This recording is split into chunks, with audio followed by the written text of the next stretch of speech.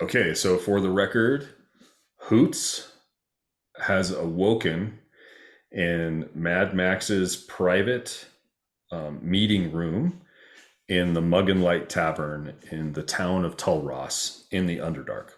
Hoots has recovered from maybe imbibing a little bit too much brandy a little bit too quickly, and you find yourself in this rather welcoming little office space. There is a desk. There are two chairs on the other side of the desk, a kind of a reclining chair behind the desk where Max sits, and a small couch off to the side that you wake up with a blanket kind of kindly tucked over your shoulder. And you see, as your eyes blink open, your large owl eyes, there are a few candles just dimly lighting the room, and you see Max sort of leaned back in his chair with his dark leather boots on the desktop, his head cupped behind his interlaced fingers, and he appears to be dozing quietly. You're not sure what time it is. This is the Underdark after all. Hard to judge. Okay. So there's like no indicators of like time or reference. There's no clock. There's no like things Make I can see a outside. make a perception check. Okay. Normal. Normal. Ow. You you think that the candle that was on the desk, you remember thinking it was very, very tall when you first came into the office with its little tiny flame flickering, and that candle has burnt down quite a ways. Perhaps it was a foot tall to begin with, and it's maybe 4 inches remain of the candle. So some amount of hours have passed. Okay. But also you don't hear a ruckus from the common room anymore either. No. So it's retiring time. A lot of the tavern folks have gone off to their houses and have dozed from the night. You are quite hungry. And I am quite hungry. Yes. Um, it's at this point too that I'm the only one in the room with Max. Correct. Okay. Uh, I also look around the room to see and study any kind of placards, trinkets, things that are on display, have a better understanding of what his possessions are. Roll another. Actually, this time roll an investigation. Oh, you're consistent. I'll give you that. So at this stage, you don't actually see very much um, in terms of decoration. It appears to be quite plain, and there's no outward display of wealth in the office. You do recall him pulling from a drawer a certain amount of coins and offering them for mushrooms or something. It's all very foggy. But you do notice also that everything you dumped out of the bag of holding has been stacked neatly on the desk. And roll a stealth check while you're at it. Okay. Okay. I'm done. So you sort of sit up, and your claws kind of click on the floor as you sit on the couch like properly instead of laying on it. The blanket sort of falls off of your body, and without opening an eye, Max says, "Come get something to eat." And he sort of points at the desk, and there's a platter of like cold cuts and cheeses, Oh, bread and cheese. ooh, a very favorable roll of one. It was The just only to time find it's out favorable. whether or not he would tell you were awake. Uh, I help myself to the offerings. I take meager portions, not so much in one go. Take what I need, and begin to nibble. And I stare at Max, seeing whether or not how can he know see awake if I'm He's nibbling away. he slowly opens one eye, then the other. Again, he is a dark elf, but he carries himself a little bit differently than the other dark elves, who all seem to be grim and humorless. He always seems as if he is perpetually on the edge of mirthful laughter or perhaps a joke. But he gives you kind of a rueful smile and then leans forward, places his hands on the desk, looks at you. What race did you say you were? Um, I'm formerly known as an Owlin. These cold cuts are very nice. Thank you. And cheeses are very delectable. I'm glad you like them.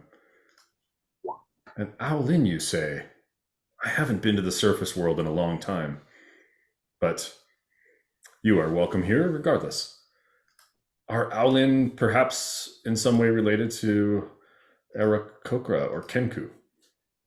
Oh, they are very distant relatives. Yes. They're more warrior based. They deal with strength and agility. But my race particularly, we deal with magics. I see. Nibbling away too. The power of the mind, as it were. Mm-hmm. Well, I'm glad you came to me first. It's a lucky thing that your friend, she saw my signs and brought you here. Otherwise, Talros is no place for folk like you, Oh, meaning surface dwellers. I take it my disguise wasn't very inconspicuous. Well, between you and the little one on your back, no. Uh, but all's well that ends well, as they say. Anyway, are you getting enough to eat? But the roads have been treacherous. We've been doing well with the meager rations that we have. I do believe. Where where has everybody gone?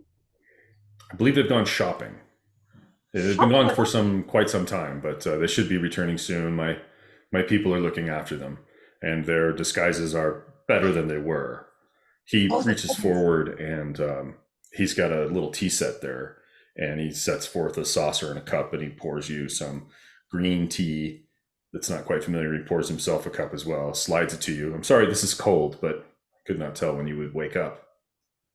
Oh, this is most excellent indeed. I love the elegance of this cup. This is very refined. And I'm highly invested in all sorts of manners and trinkets that Max has given on to me. And I he, he observes you, kind of interested but amused. oh, um but yes, though we need, I hope that the others will bring back rations of sorts, because given the quantity of food that is here, I want to make sure that we're best prepared when we go to do um, our due diligence in getting back one of our own from the Right. forest, the In the horrible environment. Drider forest. Right. Oh, yes. Um, Oh, about that. Are you quite determined to go through with this? absolutely. There is Hmm. no doubt in my mind that this needs to be accomplished.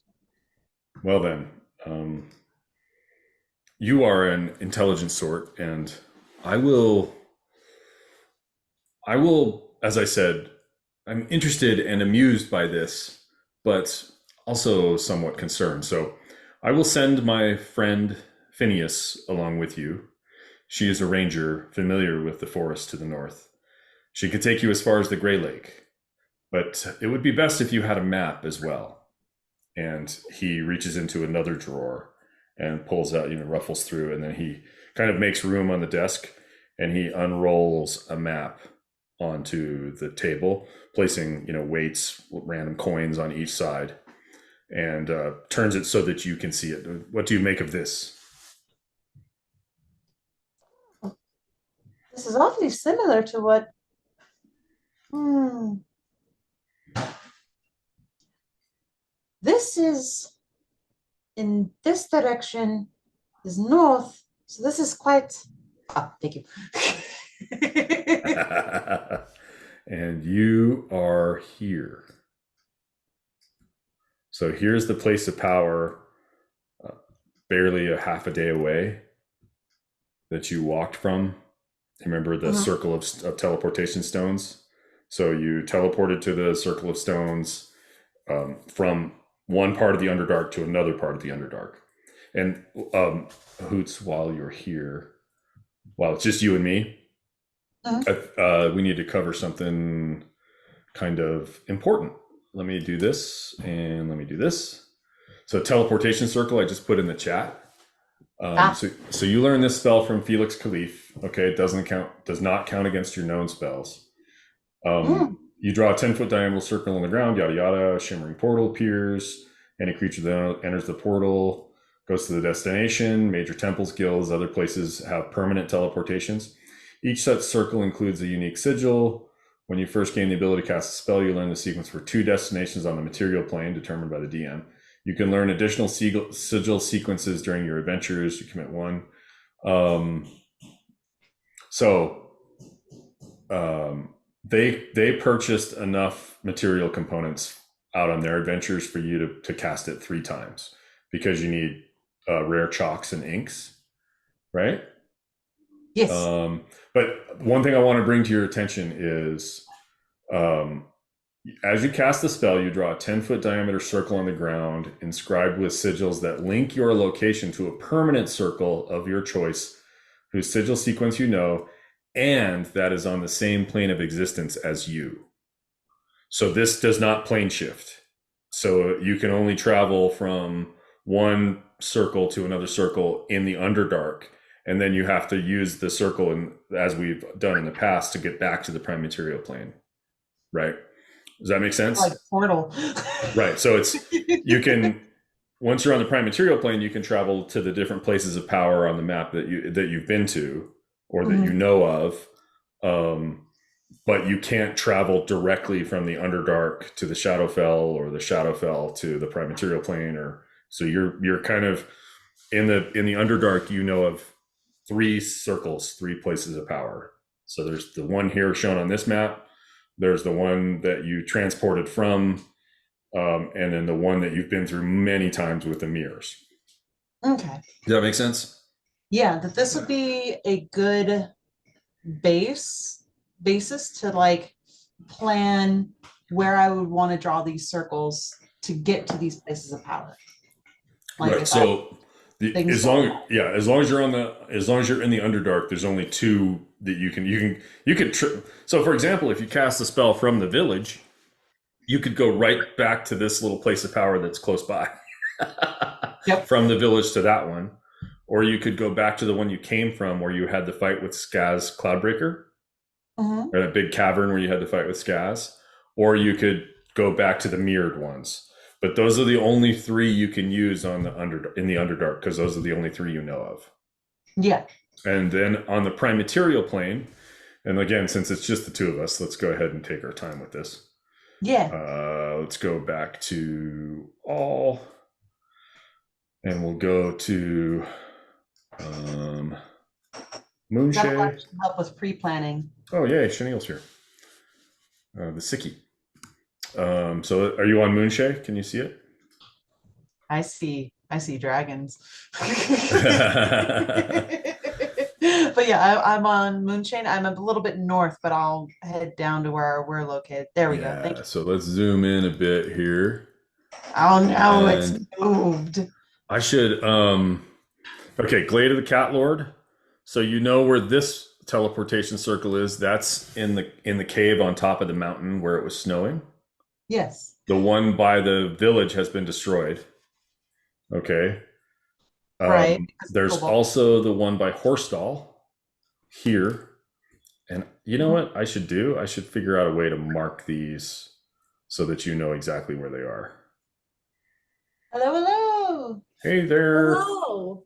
It felt like an eternity for me, but it probably only took a few minutes. I actually got my whole setup for this portable laptop situation going. Too It's many a cords. it's Yeah. amazing. I just got a text from Katie. She's headed home now. Okay. Uh, Let me just give her a hard time. How was the trip? John is making death saves. Is she Nice. really fire is? Um, I also am just going to be maybe watching for a little bit. I also have food on the way, and normally my kitchen is technically right here, but there's no food in the said fridge.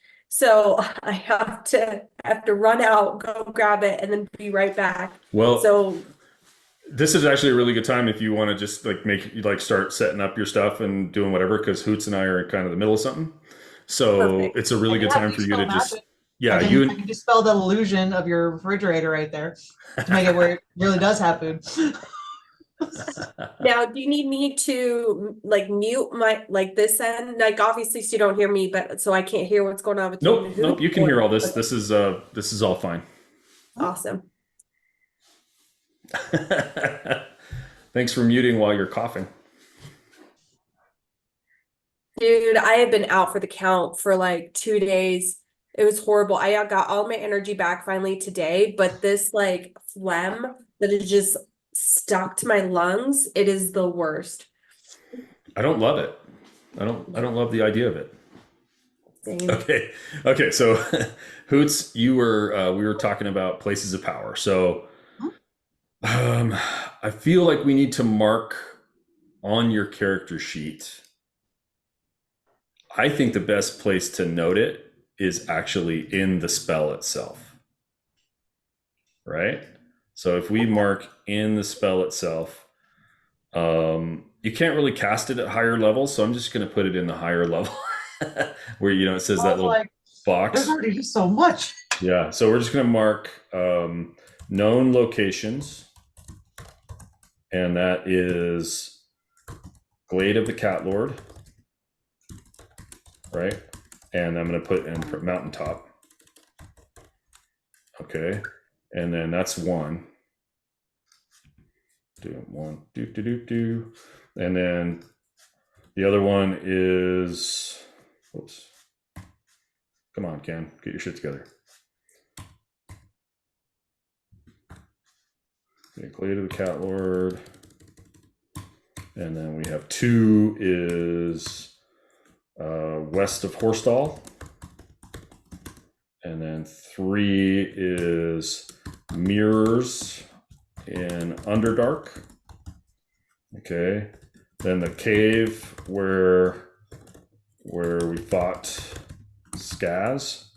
And then this one is near Underdark, near Tulross. All right. Okay. Now, as I use them, I'll update it so that way, it minimizes the amount of notations I can keep track. Fair enough. Is there, having said all that and learned all that, so that's just the known locations down at higher levels. So that's in the spell now. Okay. Roll an Arcana. Roll normal Arcana. I'm going home. You got to get these out of you got to get these natural ones out of your system today. I do. It's terrible. Okay. That's awful. So you are you're worried about your material components and how but you're kind of thinking about where those might be. And so you're worried about that, but Mad Max assures you that it'll all be fine. Not to worry. But you're looking at let's head back to the map that he is showing you, and you may ask questions about that if you wish. Am I the first one who's seen this? Yes. Okay, so once again, we are down here at the village of Tulross. Max explains that the path that lies before you is to travel north along the forest road to the abandoned village of Nasad, and then to travel across the Gray Lake to Torgal, which is another abandoned village. Last known disposition was that it had been overrun by Driders, and that to the north of Torgal is the Drider forest itself. Gotcha. And only in the Drider forest do the truffles grow that he is willing to pay for, like 1,000 gold pieces a pound. Damn. So he seems less concerned with that, though, than he does with the idea that you are willing to undertake this Mhm. this this task. So, as I said, you may copy this map if you wish, and you may. I will tomorrow. I will. I have summoned Phineas, and Phineas will guide you at least to Nasad. But from there, you're on your own. Mhm. These mountain ranges, they look high. Has anyone ever scouted these? Well, those actually represent the caverns and the impassable maze of caves. Since you're in the Underdark, there's actually is not an exterior map, right? It's a little deceiving. So Oh, where those mountains are shown, what you're actually seeing are caverns, and some of those caverns are um, unexplored mazes, right? So you get lost easily. yes.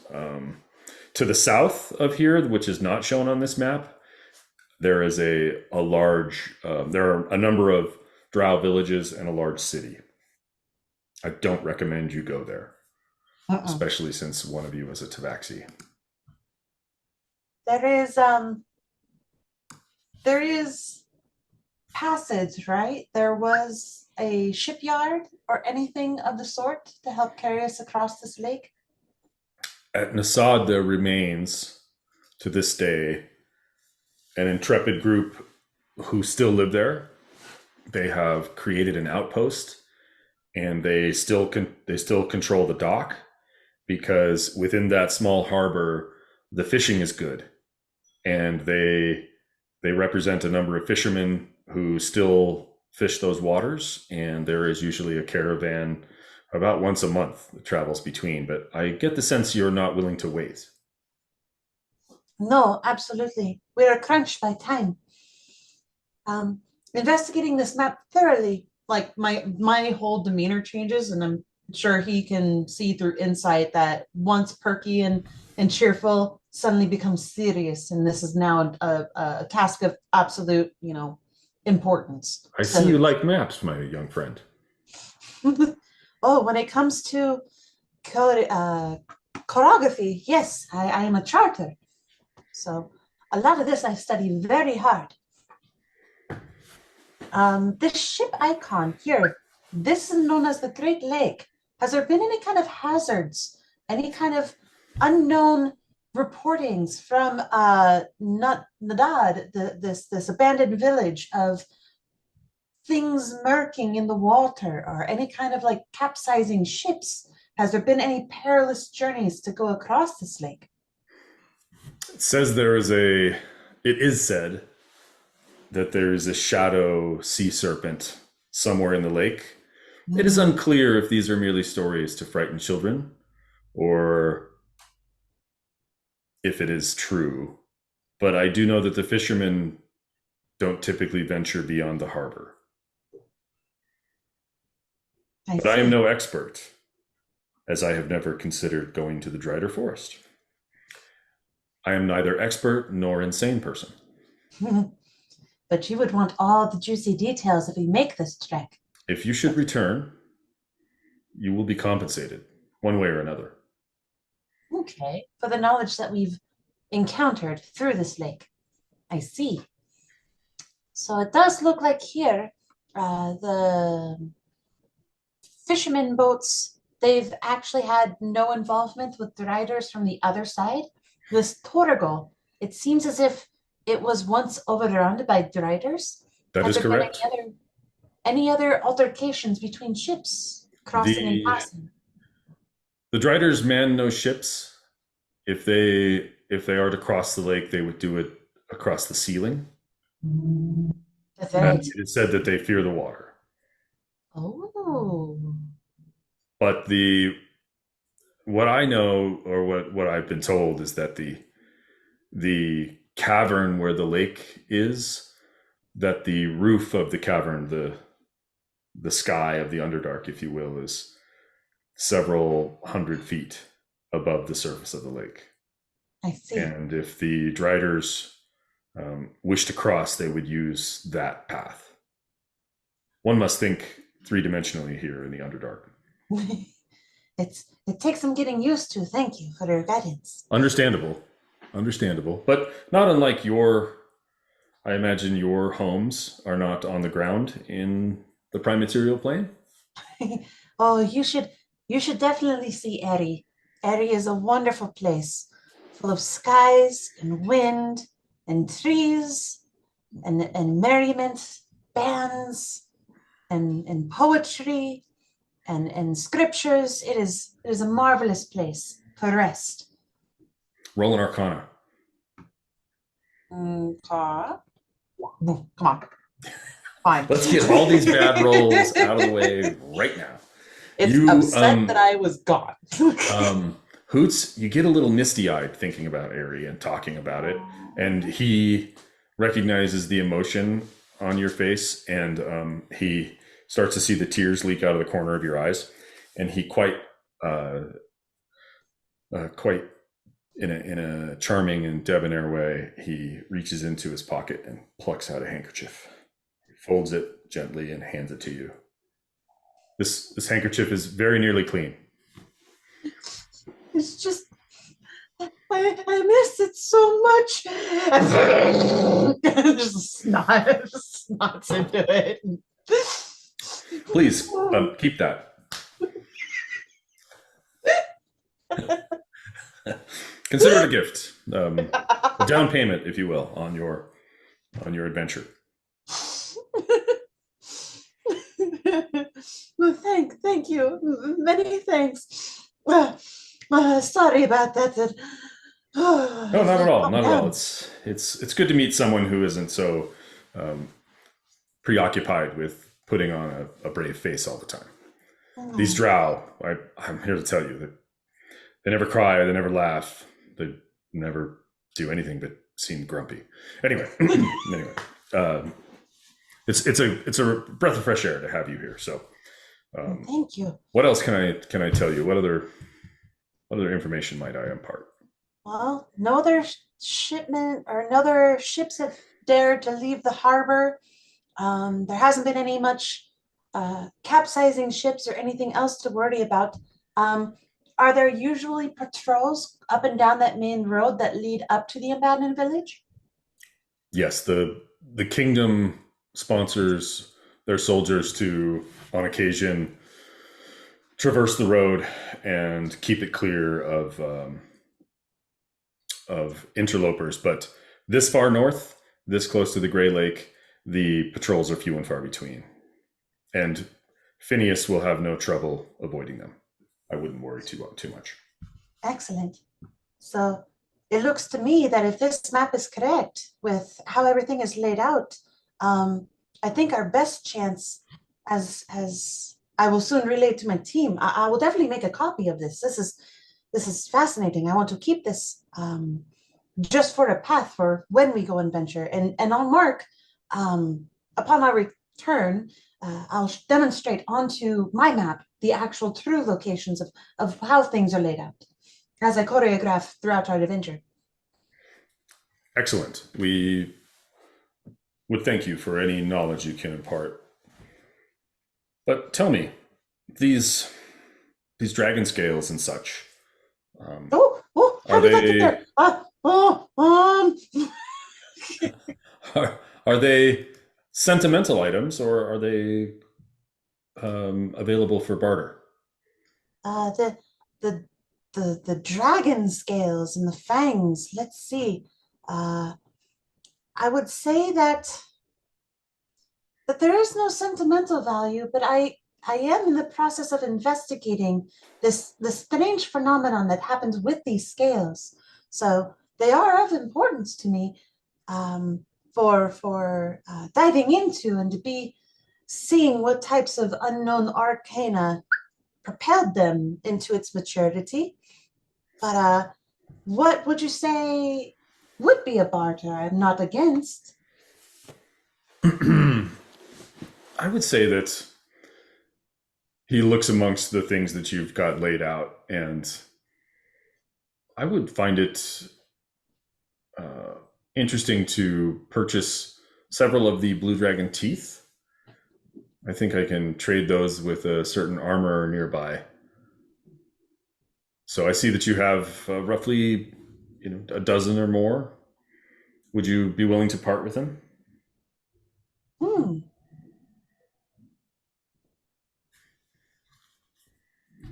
I'd be willing to part with a few of the dragon's teeth. And precisely how many is a few? Let's see. I have exactly 15 in quantity. I'd be willing to part with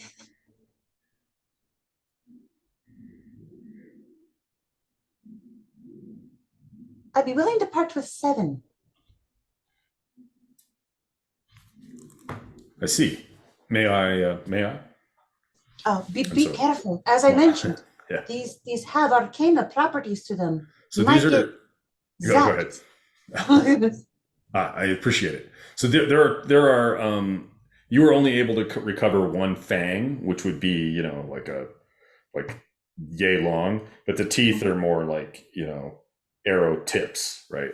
So he begins to kind of sift through them, and he plucks 7 out that not coincidentally seem to be of the best quality.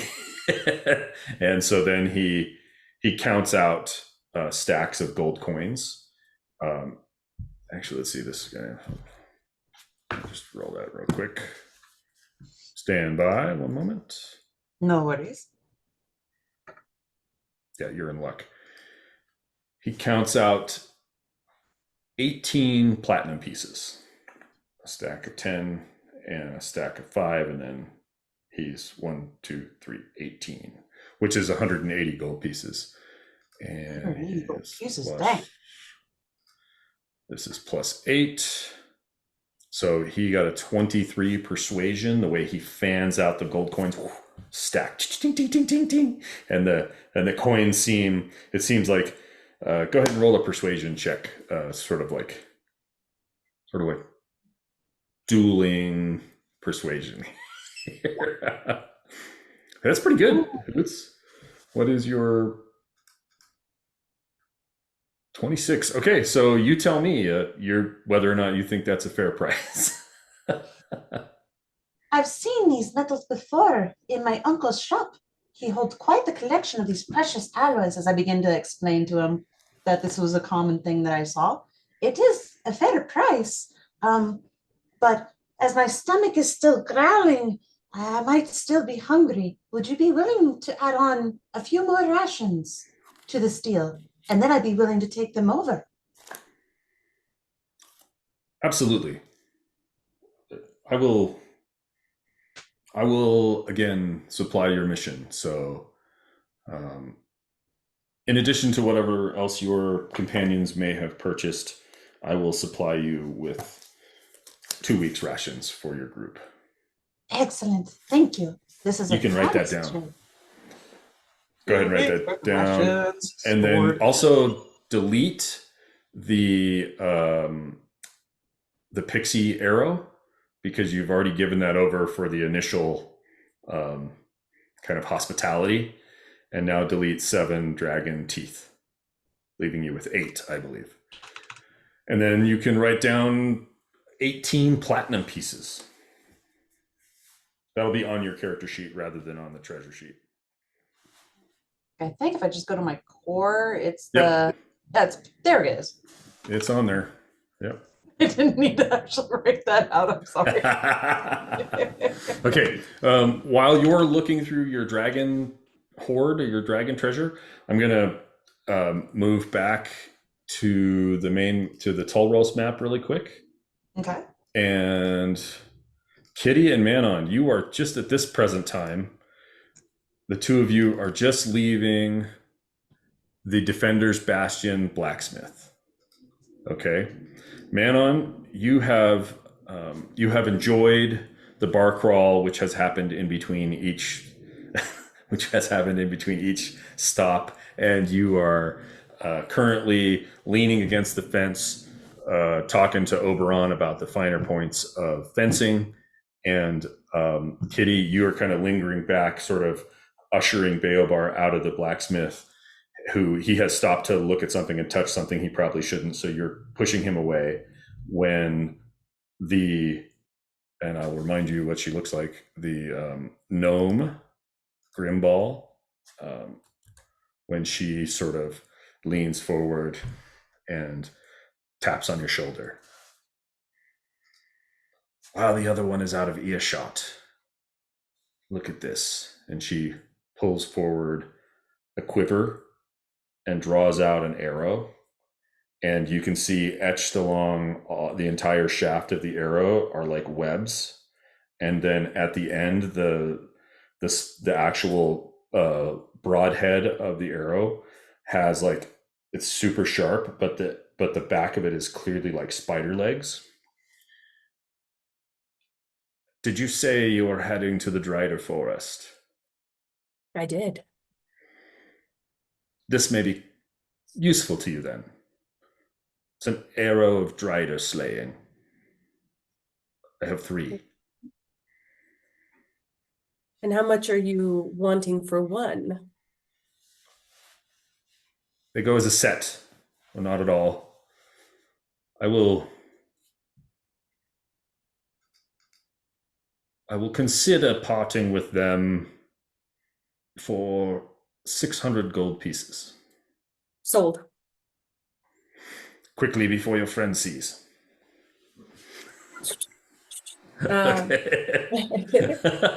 know if that's arrow of slaying Driders. Should just con you out of cash. Maybe.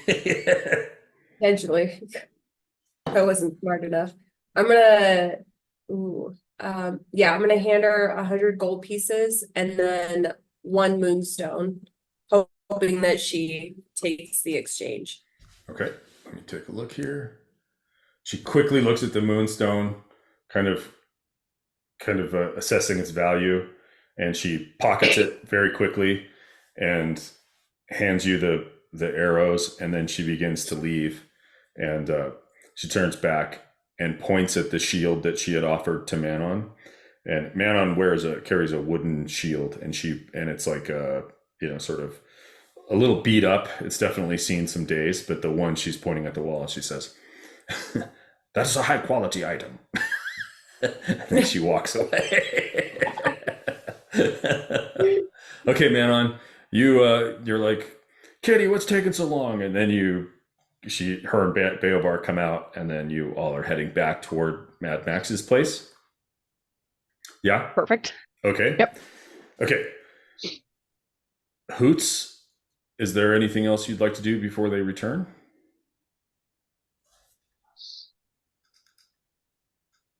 Sorry about that. Nope.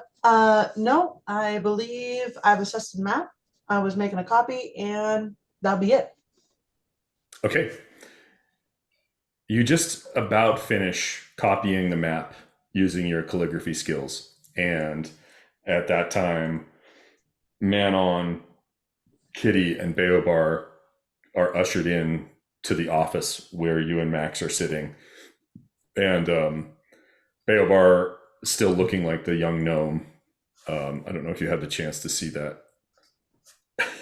Oh, the adorable little, oh my God. But he has gotten cranky at some point during the shopping trip and is sleeping. And Kitty sort of got him over her shoulder. He's like folded in half, like over her shoulder, feet down one side, arms down the other.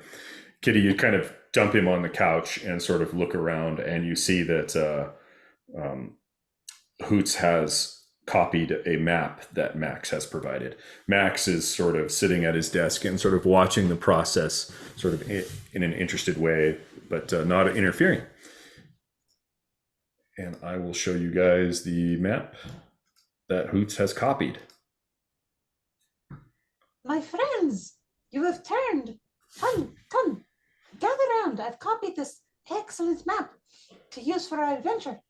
I've deduced from the layout of the map, because it is an incomplete rendition, that we're going to be traveling along this northern route as a line that I've drawn here to indicate to Nadad, which is an abandoned village harbored by some patrolling fishermen. They dare not go. What's the word? The situation, the harbor. Situation is now getting more intense. The more I have to explain because of my cough. Because I'm now like drawing attention, I'm becoming awkward. But I love it. I talk way too much. Everyone just look at the map.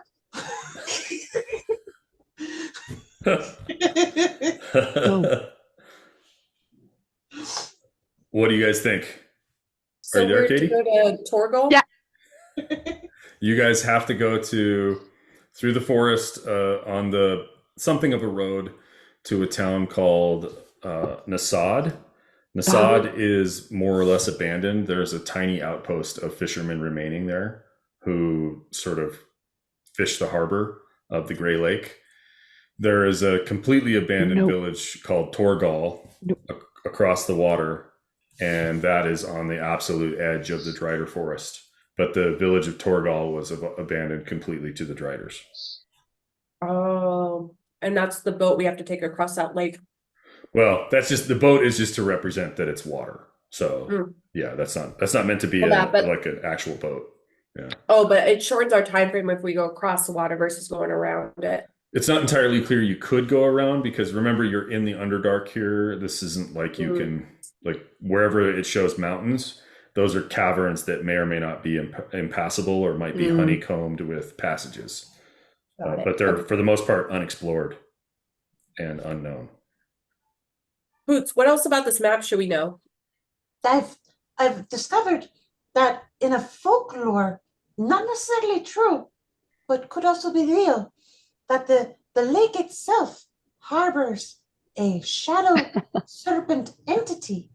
Now, I've gathered from the information from the fishermen in the harbor that there has been no such capsizing or such known seen situations where they've visibly seen the serpent, but they dare not to go out past the harbor in fear of this folklore. So I'm a bit leery but curious. Also, that because in the Underdark, because of Mad Max here too as well, the ceiling itself spans about 100,000 feet high, and the spiders, their mode of transportation is not the cross of water or not by boat. So we won't happen to engage in any kind of like sea-based combat.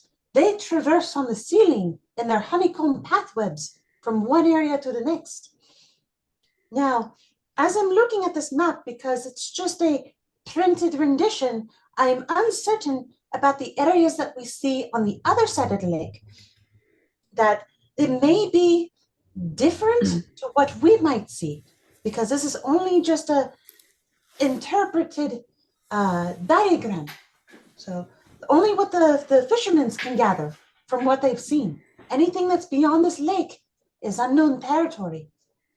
But as I deduced from our travel, there is no other patrols or heavier patrols going from this village to the abandoned village, because it is so higher up north, and it's to my knowledge that we will actually be having a guide assisting us through this trek.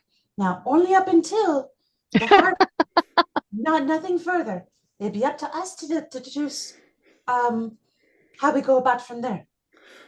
Mad Max says, my young friend Hoots has eloquently summarized, although I have to correct one minor thing, my friend Hoots, that the height of the cavern is between probably 300 and 400 feet, not 100,000 feet.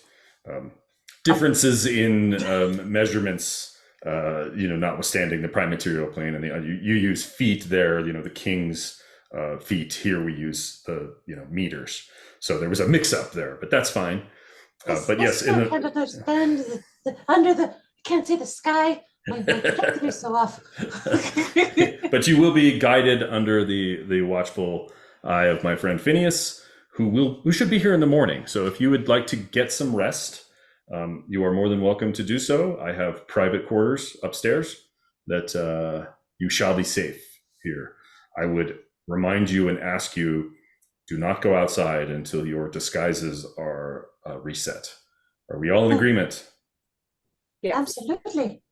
Very, very good then. If there's nothing else, then I'll show you to your quarters. And he is as good as his word, leading you into a back hallway from behind his chair, sort of a hidden catch behind the bookcase, leads into a secret hallway, and there is a spiral staircase that leads to a large bedroom, and there is a 4-poster bed and a couch and a chair, and there's enough room for everyone, depending on how you want to go about that. Ooh. And yeah, we can either make a big deal out of that or not. It's up to you guys. I mean, Manon's just passing out, so it doesn't matter where we're. Man, I feel like Manon just takes the 4-poster bed, boom,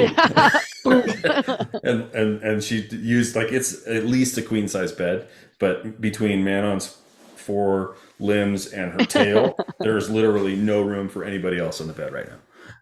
So it's between Kitty and Hoots and Beobar like a chaise chair, like a chaise lounge, and a couch. Or the floor.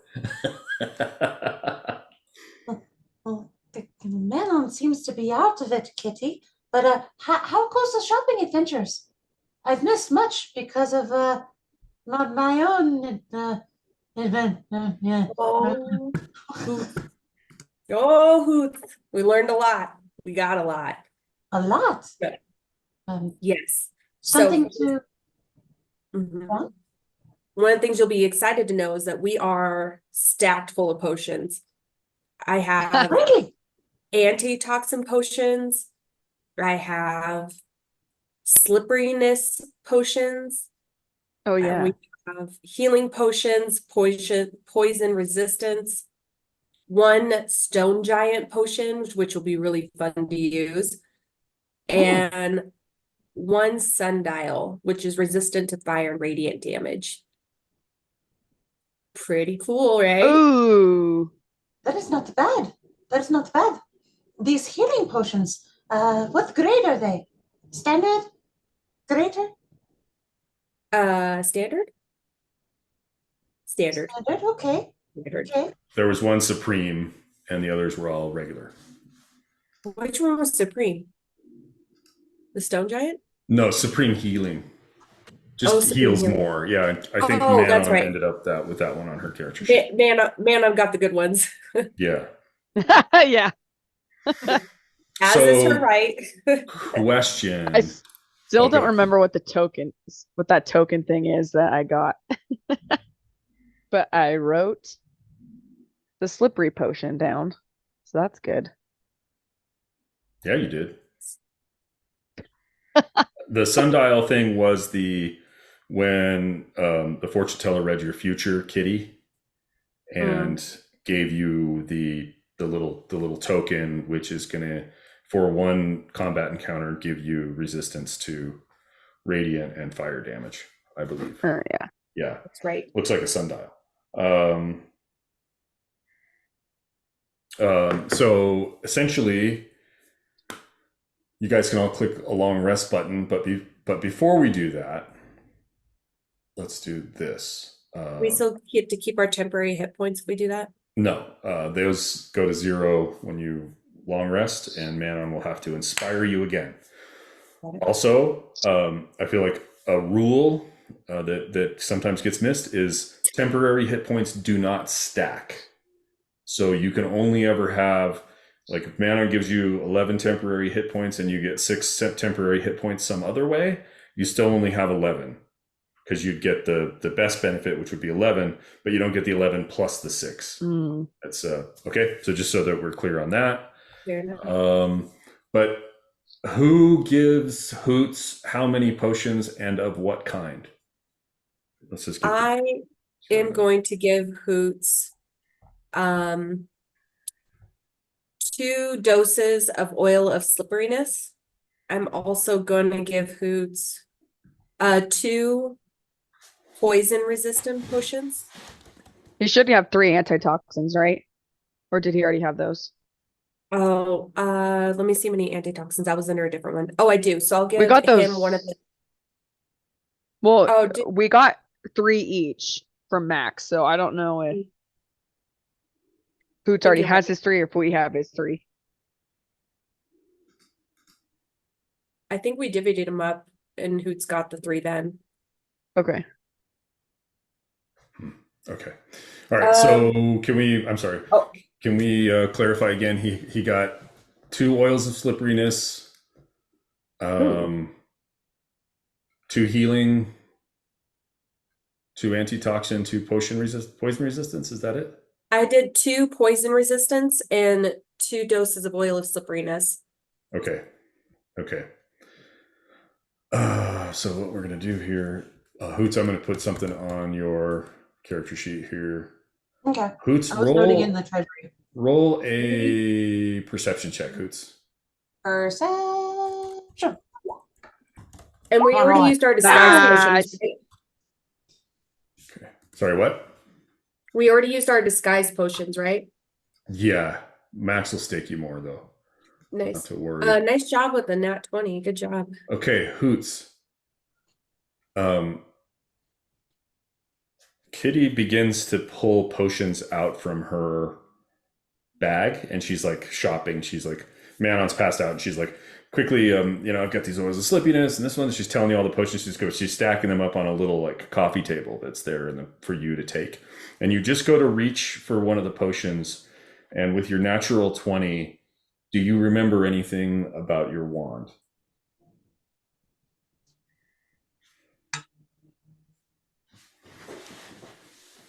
Go ahead and put. Not recently.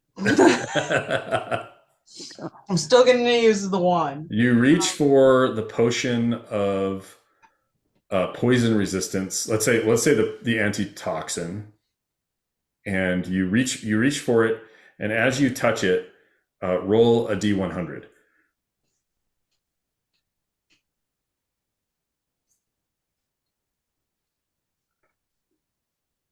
Okay. The potion begins to boil as your fingers close around and you see the little glass jar, and sort of electrical shocks kind of run through it, and you can instantly see that it's been rendered inert. Oh no! Oh, What did you do? Your wand is an artifact and or relic that has a minor detrimental property and a major detrimental property. what? I didn't see this here. This was added in. Not to my knowledge. I was not made aware of this. I've been bamboozled. That's all right. I was It's just deceived. there's only a novel of stuff to read. This is like tucked in the fine print that was Yeah. glossed over in the, You're like, look at all agree to this the cool terms shit you and can do. conditions. You're not allowed to have any potions anymore. While attuned to the wand, the potion you touch has a 50 chance to become permanently inert. The good news is you only have to check once. You don't have to keep checking.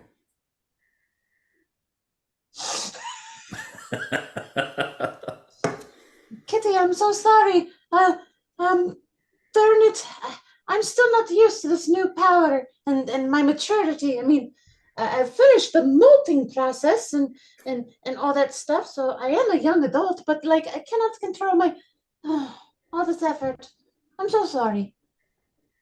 Kitty can see Hoots is honest, like mistake in it, and she's not gonna, even though she wishes she could wallop him for doing something so,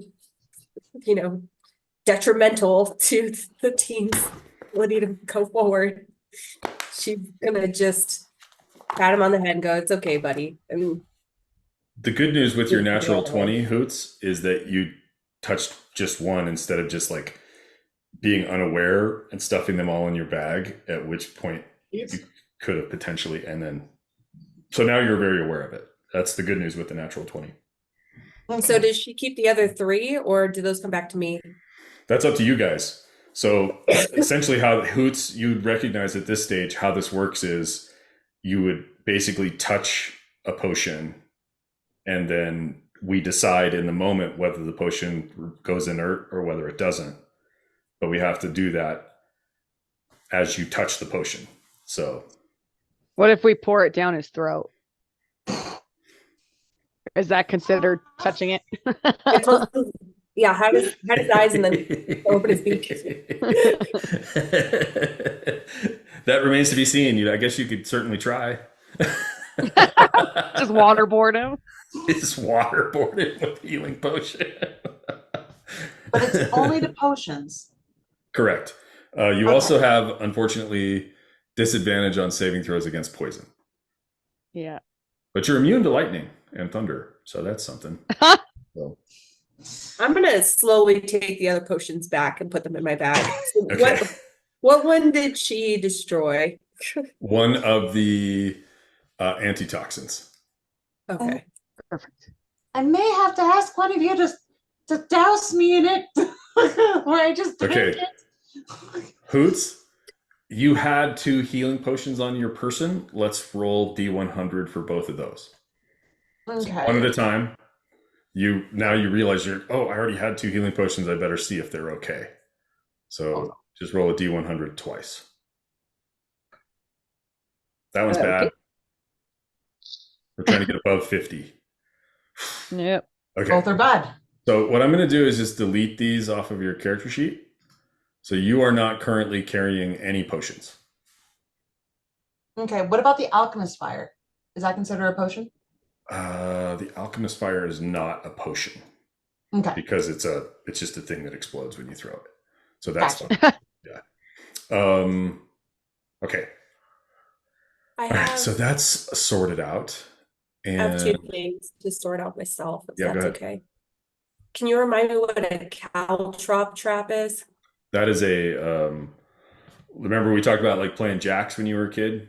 So the That's right. Why jacks does that you this pick keep up. throwing me? Yeah, it's Yeah. it's a spike, and if you step on it, it's like stepping on a Lego in bare feet in the middle That's of the right. night. Right? One The of most these days pain it's gonna anyone burn can ever into my experience. memory.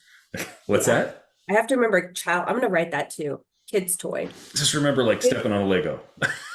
Toy. There we go. Step. Okay. Okay. Next question I have is, do I have time? I'm assuming we're awake now. Do I have time to put one of the spider arrows into my quiver of abundance? You roll an insight. You can try it. It doesn't work.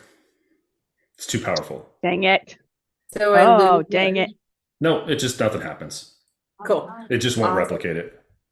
I'm also still at -1 exhaustion. Is that still gonna stay there until something else happens, or when can I? Yeah, we'll cover it after your long rest. Okay. So, is there anything you'd like to do, anybody, before you take a long rest? It's too late for Manon. You're already doing it. Yeah. Although, Manon, can we really quickly, while those guys are thinking about anything they might like to do, can you and I please look at your character sheet? Yeah. And let's make sure we got your spells picked out for tomorrow. Like, what are you going to have prepared, please? I have already did that. So you've got Raise Dead, Mass Cure Wounds, Greater Restoration, Locate Creature, Freedom of Movement, Divination, Spirit Guardians, Gentle Repose, Branding Smite, Protection from Evil and Good, Guiding Bolt, Cure Wounds, Command, Bless. Yep. All right, awesome. Thank you. Okay, back to you two. Before you hit your long rest button, is there anything you'd like to do? Store spell. Store spell. That's what I was looking for. Good one. What are you going to store? I was just reading it, and it says I can store up to 5 levels worth of spell at a time. So is that like the max of 5? Yeah, so it is a ring of spell storing. Let me just make sure.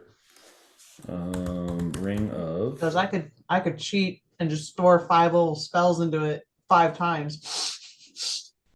Yeah, I think it has to be 5 levels total. So that could be 5 first level spells or 1 5th level spell or any combination thereof. Gotcha. The spell has no effects for. Okay, so well, there's blah blah blah. Yeah. 5 levels worth of spells at a time. So yeah, it can be any combo up to, so it could be 1/5 or 5 first or a second and a third, or however you want to end up with 5. I want to store 1 5th level spell. And what spell is that? Control winds. Okay. Write that down. It is so. And that doesn't cost you because you immediately take a long rest. You wake up in the morning. Y'all can. Kitty, is there anything? I'm not sure there's anything you want to do. So go ahead and everybody hit your long rest button. Temporary hit points goes to 0. Yes, indeed. All right.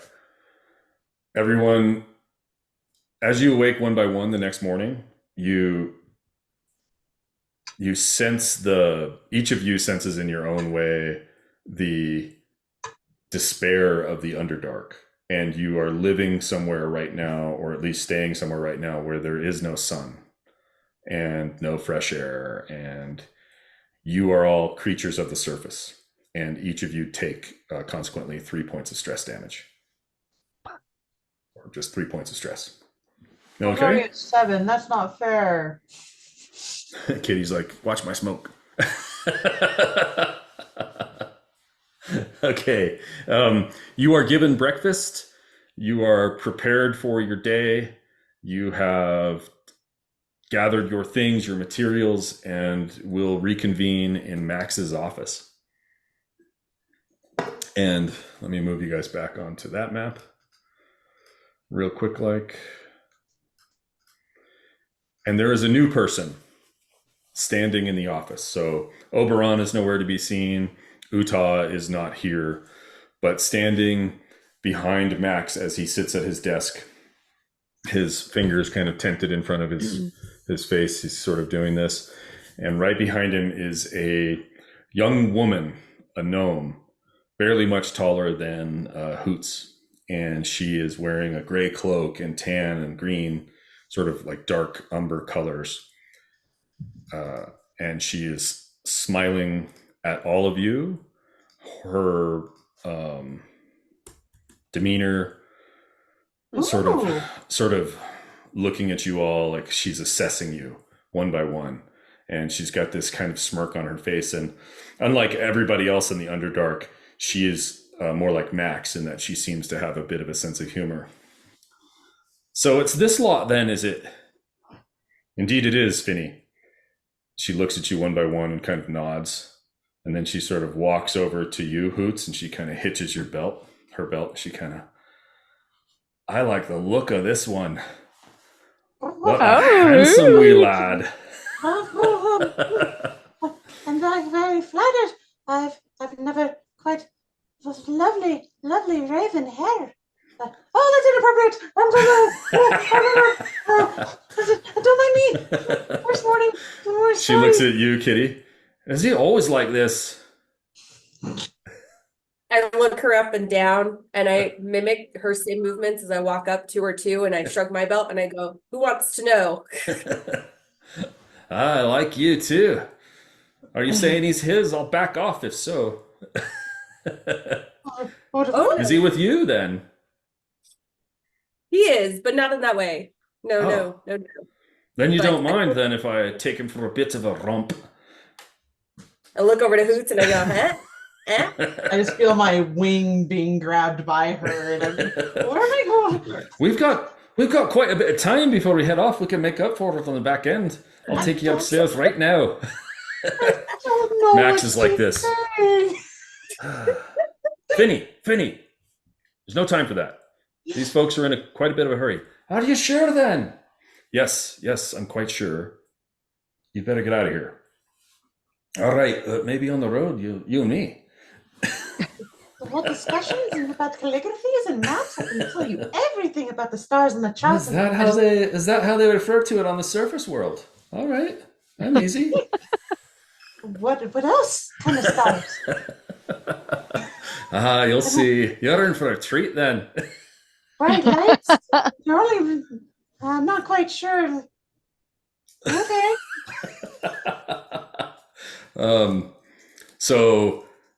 Max again just is shaking his head. He gives you guys all your disguise potions, and he says, "I think for the moment." Hoot says he reaches to hand you a disguise potion. What do you do? I don't touch it. Okay. Like, I've learned my lesson. I'm gonna have to ask. Oh, I think I might have something.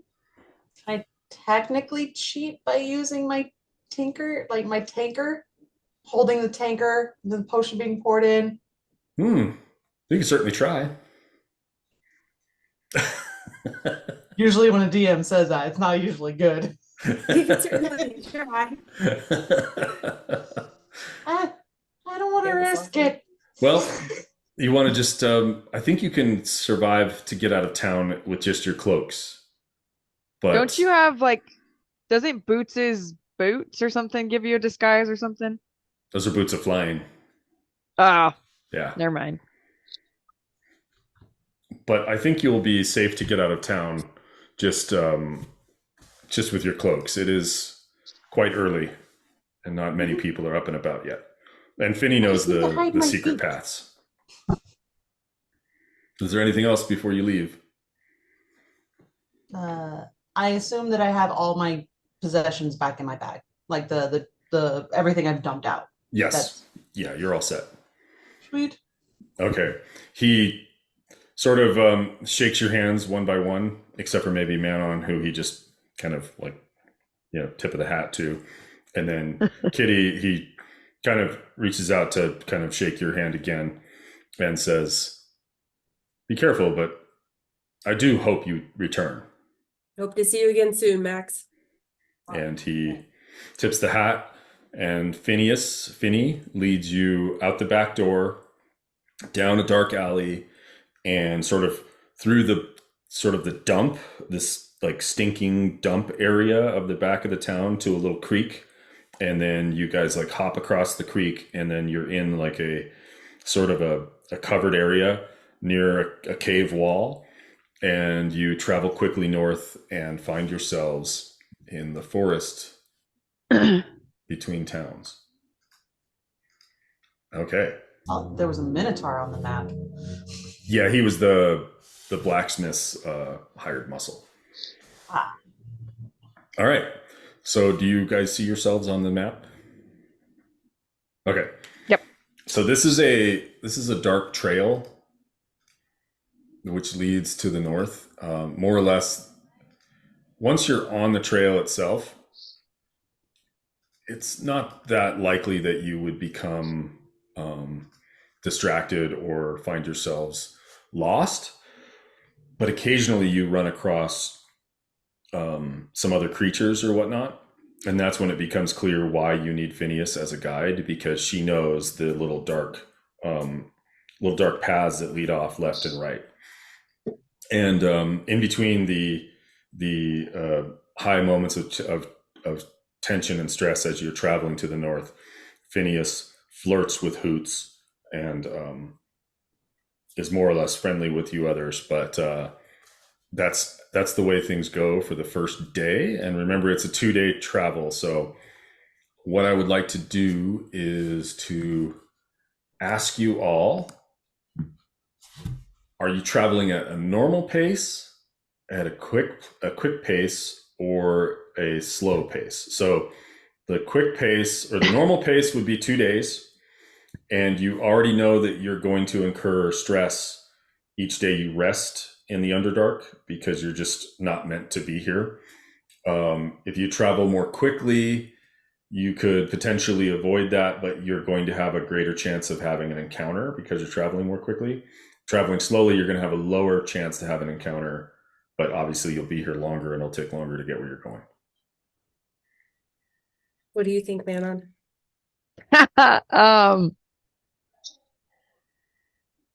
I think it's better to go slow and have all of our spells and stuff when we get to the Driders. Ev, Okay. Let's go what with that. about your totem?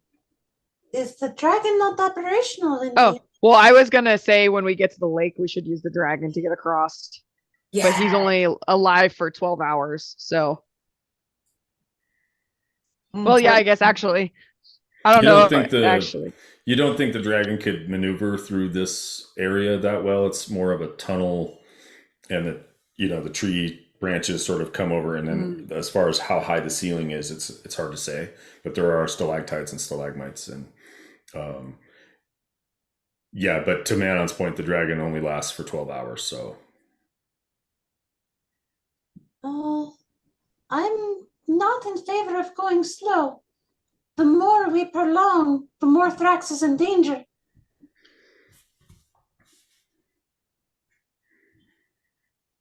Up to you guys.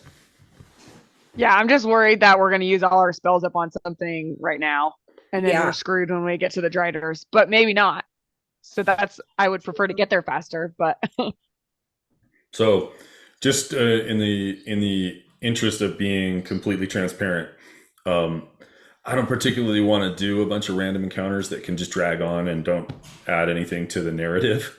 So okay. what we're going to do is, if you do have a random encounter, it's just going to add stress. So Okay. the more random encounters you have, the more stress you'll have, rather than us spending hours and hours running through potentially encounters. So really what's at stake here is stress. So we either get stress for sure or take a chance and get stress. Yeah. Is what you're telling me. Okay, then Yeah. let's go fast. Do it. You want to go fast? Okay. We'll go fast. Ricky Bobby.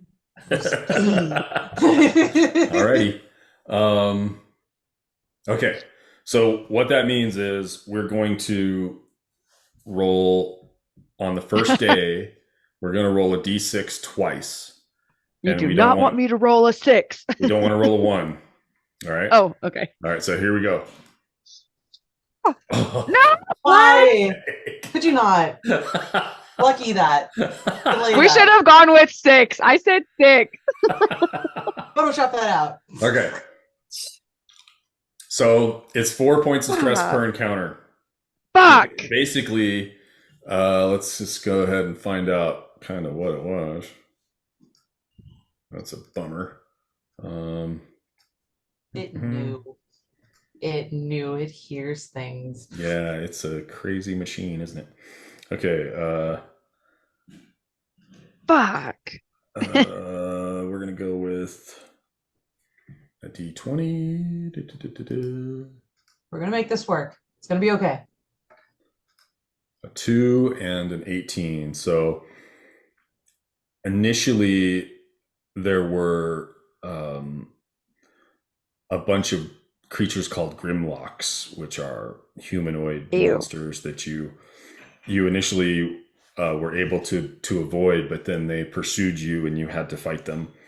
They were able to you were able to be victorious, but then that led you into an encounter with these creatures that are called the Yuger, which are dark dwarves, and they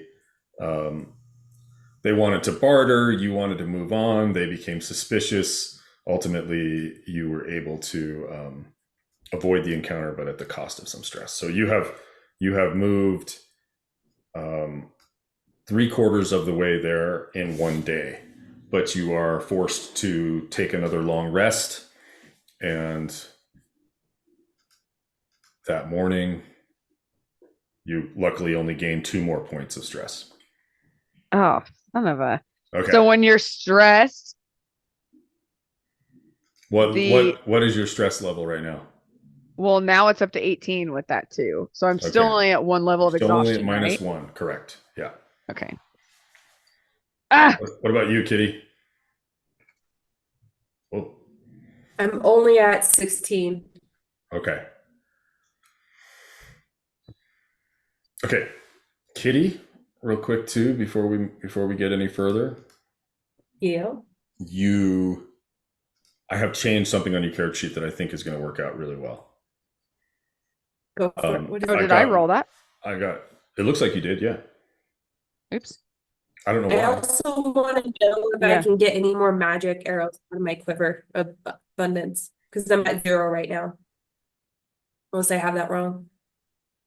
+3 arrows. Yeah, you have your only +3 arrow is in the quiver of abundance. So you can replicate it. I want to replicate it. No, you remember when you replicate it, it's not going to last. The replicated one is just instantaneous, right? It's not like you can make them and keep them. You make them, you shoot it, it does the damage, it disappears. I don't have to keep it. Right. It just does it. Got it. Got Right. it. Okay. But what I'm pointing at is your sneak attack, your sharpshooter, and your dread ambusher are now, if you look on your attack rolls, they're underneath Hail of Thorns. So rather than you having to remember to click them and unclick them, whenever they're applicable, you'll just hit them and they'll just roll the damage for you. Nice. Okay. So cool. go ahead and like click sneak attack. Okay. So that would have done, that's your sneak attack damage. Like if you would have hit, awesome. you And would have then- added sneak attack. I think that's a better way to do it. I think so too. And then that way, if sneak attack hits, then I can do dread ambusher, right? 'Cause that's The dread ambusher is just the first attack of any fight. You get Any an extra. You get an extra attack every first time, like the first round of every attack, Cool. or every Awesome. new fight. Manon, and I put your breath weapon on there too, so you can just click it. oh, sorry. It's under your shield bash or whatever. So I put shield bash there and your breath weapon as well. See it? Okay. In my attacks or In your attacks. sorry, I see breath weapon. Yep. I don't see my shield thing. Oh, shield bash. Yep, right there. And I also saw mace versus undead. Yeah, so because it does different damage versus undead and fiends than it does against regular foes, I gave you a different way just to do that. Cool. Okay. All right. So with that little bit of housekeeping out of the way, the next day you continue your journey, but at your increased rate of speed. We're just going to see if we can have one. We're going to roll one time, Son of a bitch. causing 4 more. We had to points of go stress. fast. We had to go fast. Okay. Hey, I was down for the first option, which would go slow. Okay. Regardless, No! you have let me just check something. A couple of things happen though. Let me slow myself down. Let me slow my roll here.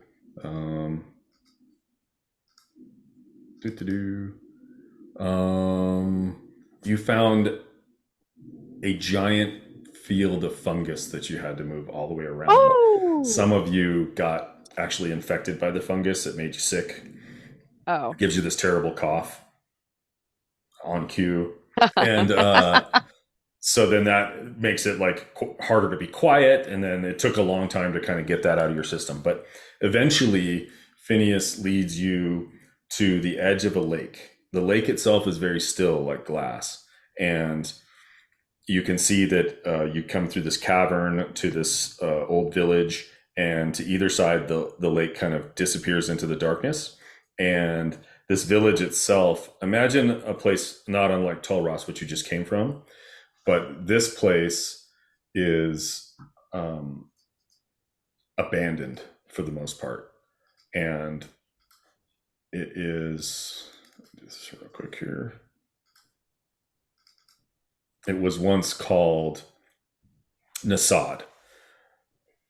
So at the center of Nasad, away from sort of toward the lakeside, imagine the village itself has been sacrificed to build like a 20-foot wall.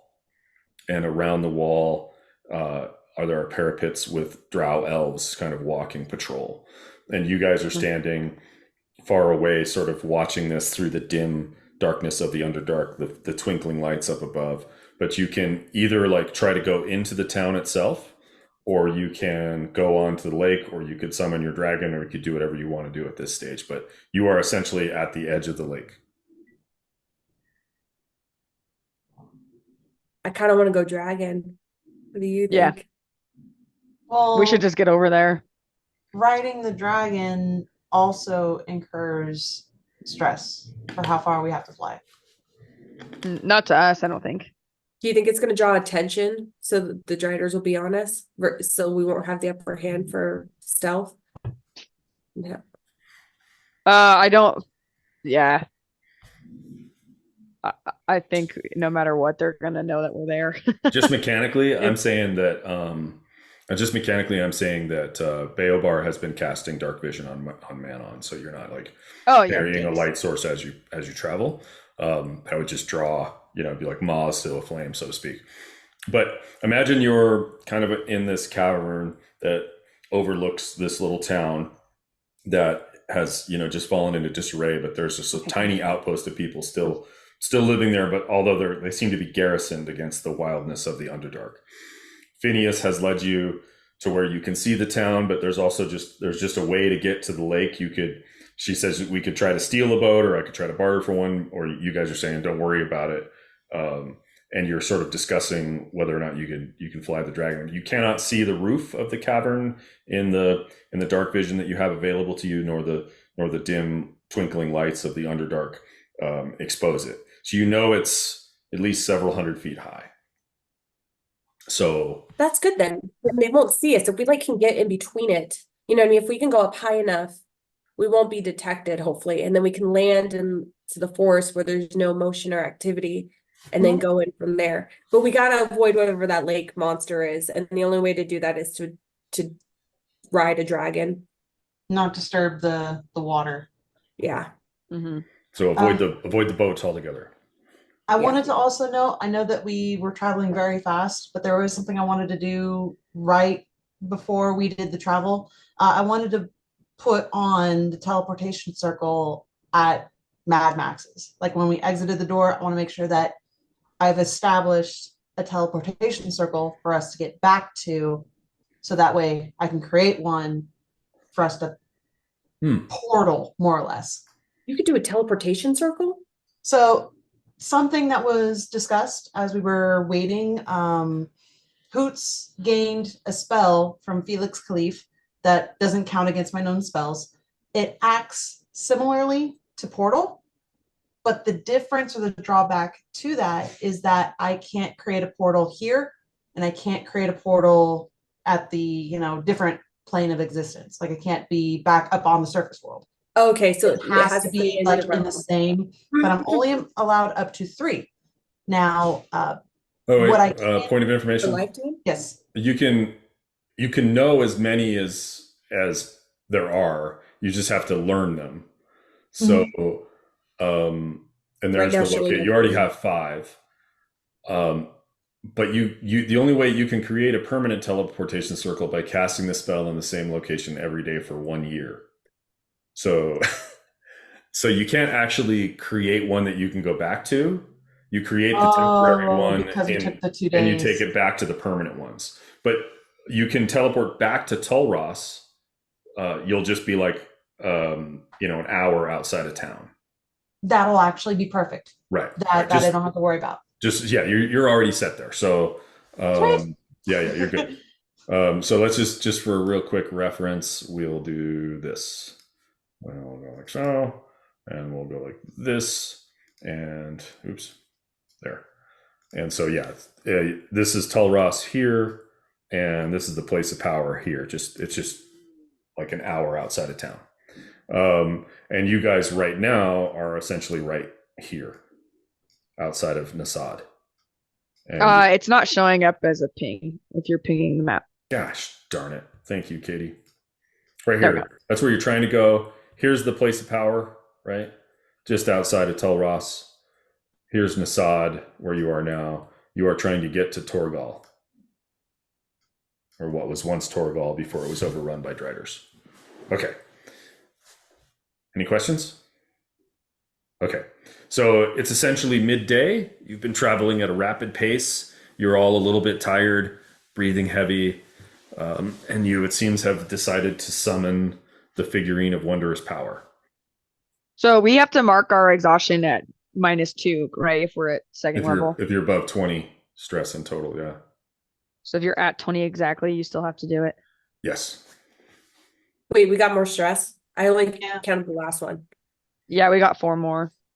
4? From the encounter, rolled 3 1s, the 2, and then the additional 1 for our travel. The dice were not there. 2. The dice were not cooperating with us today. Okay. Switch out your color, Hoots. That was me. Oh, boo. Although I am going to switch my color. I'm going to go with a really dark gray. So you can almost barely Ooh. not even see it. Let's see here. Is there a darker one than that? Let's see here. Let's see. Let's see. Oh, yeah. Okay. We're in the Underdark after all. Nope. Okay. Nope. Kitty, Yes. you've been traveling quickly. You've been sleeping in fits and spurts, camping in the Underdark. Stress levels going higher and higher. Last night, during your overnight sleep, you, in between your watches, you dreamt again of the Feywild feast. And it's such a striking contrast. It's not quite directly opposed to the Underdark. It's more directly opposed to the Shadowfell, where the Shadowfell is a place of undead, negative energy, grays and dark colors. The Feywild is just this burst of color. You've been there. You traveled there with the pixie and the sprite to return to Sadie the Dryad to help her. Oh yeah, the dead ones. So you recognize the Feywild when you see it, and as you're more or less traveling in your mind's eye through the Feywild, seeing this incredible feast, you come across in your mind this this large table, sort of a half circle. There are strange creatures, fauns and centaurs and pixies and fae of all different descriptions and types having this feast. There's music, there's livery and wine and dancing and singing. And at the head of the table, there is this beautiful Feywild woman. And she seems to be overseeing the entire feast with a sense of haughty kind of power. And sitting at her right side is Memphis Reigns. His smile is strained. He looks unhappy. And it becomes clear to you that he is here against his will. I was wondering that. I got a hint of it in the last go around, but I wasn't sure. Right. Yeah. Can you guys see that or no? I Oh, didn't see that, but No? Okay. Let me do it from the other map then.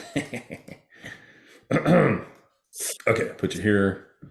Do this. Do this. I got too many things. Okay. The Fey woman who seems to have him held against his will, and you wake up with a start and realize you're still trapped in the Underdark.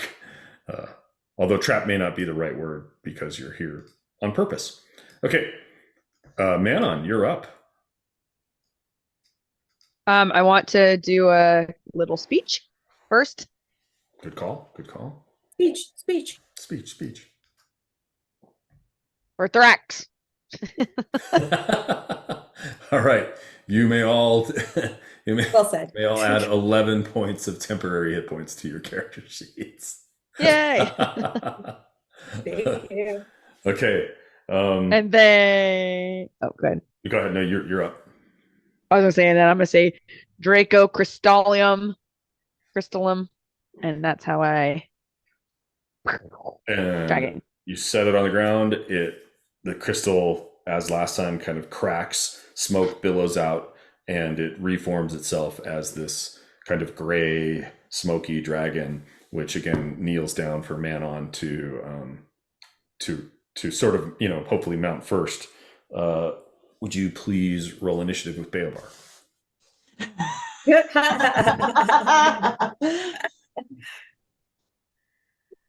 Yay! nice. Awesome. So you you have kind of summoned the dragon, and you see the bolt of Beobar starting to move toward it. You just grab him by the nape of the neck, and he's like running, trying to get on the dragon first, and you just sort of carry him up there and set him down in front of you. And then, Hoots, are you going to ride the dragon, or are you going to fly alongside? I think I'll fly along, but before we depart, I'll obviously bid our guide a much thankful adieu, and ask if she'll remain here. Is she going to help escort us back? What's her plan? Roll a persuasion with advantage. Yes, because I am an interest. It's nice. That is not nice. Can I do that again? Oh, I see how it is. You won't give me the time of day for 2 days, and then you just expect me to wait for you. That wasn't my Typical intent. man. And she walks off. Kitty just looks at Hoots and shakes her head and walks away. You climb up on the Just dragon. like Boots. What happened here? Welcome to being a guy. I was. You have to believe me. I was very nice. Oh. Yeah. Come on, give Just come on. Okay, let's do. Let's take a quick bio break, and then we'll pick this up. Aw, and, Nova. get into Nova. get into the nitty gritty. Mm-hmm. Okay. There's a quick pet break. All right. See you in five minutes. I will say this, no matter what the outcome, I am in total A-okay for dying over Thrax. Like, no matter what, we make it, we go, our characters, what becomes of this? I am completely okay. For Thrax. For their ass. Story ends. Credits roll. I do want to, take the moment to say, Best of luck. be ready. This is a challenging adventure. So, you have summoned the dragon. The dragon will remain for 12 hours. Before we get on the dragon, there's a few things I want to do. Okay. According to Finny, you should be able to find Torgol if you go due north from here. And at flying speed, it should only take between 3 and 5 hours to fly across the lake. Okay. Actually, I'd say it take less than probably 2 or 3 hours at flying speed. Okay. Oh my goodness. So, Kitty, what do you want to do? Besides give me COVID. I took the test. It's not. But I want to give Manon and Baobar 1 dose each of oil of slipperiness. Applying the oil takes 10 minutes, and the affected creature then gains the effective freedom of movement spell for 8 hours. Right. Okay, so you want to do that now? Yes. Right before you're about to fly on a dragon. No. Yeah. I was hoping just in case the dragon doesn't get caught in any webs. You can't, there's not enough to put it on the dragon itself. I can't. And besides, it's a sort of a smoky being. So, okay.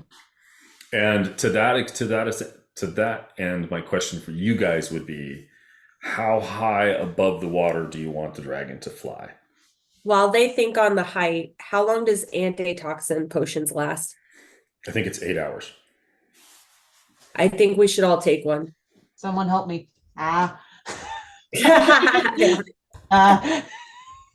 I'm I'm going to use my athletics against Hoots to block his eyes and pry his beak open to get the potion down. Okay, it only lasts for 1 hour. I apologize. But we can. Never mind. We're not taking them. Yeah, sorry. I had to look that up. Okay, so you guys have, I will say this. I will remind you, if you should make it to the north side of the lake, that you're going to do that. You're going to do the oil of slipperiness and Antitoxin. Yes. Okay. Yes. All right. Anything else before we start our flight? Why did you say if we make it? You're Because in it the depends on Underdark. how high we fly. Nothing How high are is. we flying? How high are you flying? Yeah. Nothing is a given Well, in the Underdark. Hoots, do you want to do like a quick check to make sure there's not webs up there? I'd And then we need to go 1,000 feet in there. I like this idea. I like being the one to help guide for vision. I personally will fly if they have to follow me, to be halfway between the water surface and halfway above the ceiling. So that way we're not too low touching the water or too high touching the ceiling. Okay. So Hoots, you're wearing your Guardian's helmet, and you're standing kind of on the near the edge of the lake, maybe 50 feet back from the actual water. So imagine you guys have been in a cave where the ceiling height is maybe varying between 20 and 50 feet. And so I want to remind you, you're not in the open sky. You're not on the surface. You're in the Underdark. So there's always a ceiling here. It's just a question of how high. And in this particular area, there's like a forest on either side of a path, but the forested trees grow from the floor to the ceiling, right? So it's very, very different from what we're used to. Almost like stalagmites and stalactites have grown together, but they grow their own kind of dark needles and leaves. You haven't had any time whatsoever to explore the the biology of the forest, so to speak, right? So you've been hustling. But imagine, so you're in this like tunnel section that comes down to the water, and then in almost 360 degrees, it gets wider. So the ceiling slopes up, the ground slopes down, the cavern sort of slopes left and right. And here's this lake in front of you. So if you think about it, you're like coming into a bottle from the side. It just, that neck of the bottle gets wider and wider, and it's half full of water. So Hoots, as you look up, roll a perception check. You're not moving, so you get with advantage because of your helmet.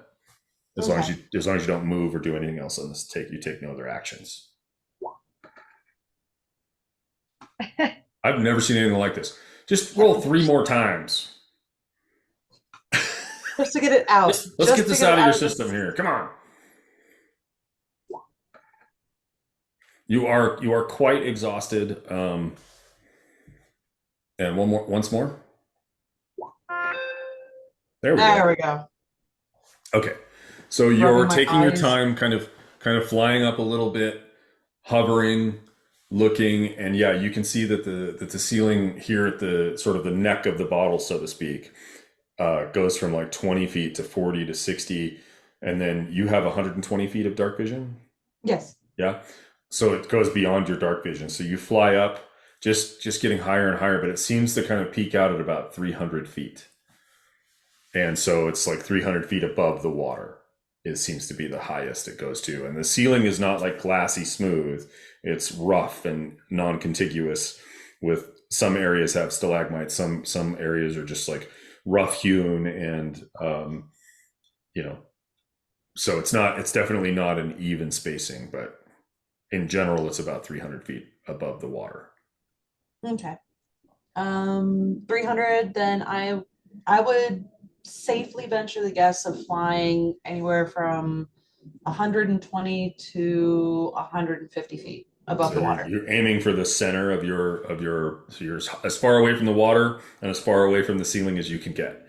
hugging that middle. Okay. All right. So Manon, after, let's say, like 5 minutes of sort of exploratory flying, Hoots is sort of flying like a figure 8 pattern up and down, and goes out just a little bit over the water and then comes back. Hoots lands and explains that plan to you. Okay. I say we hug right around that middle between the ceiling and the surface. So that way any kind of serpent wouldn't dare to try to lunge up that high, nor would there Oh. be suspecting any arrows from the ceiling. Hoots, did you see anything on the map that we need to be aware of? The Underdark map.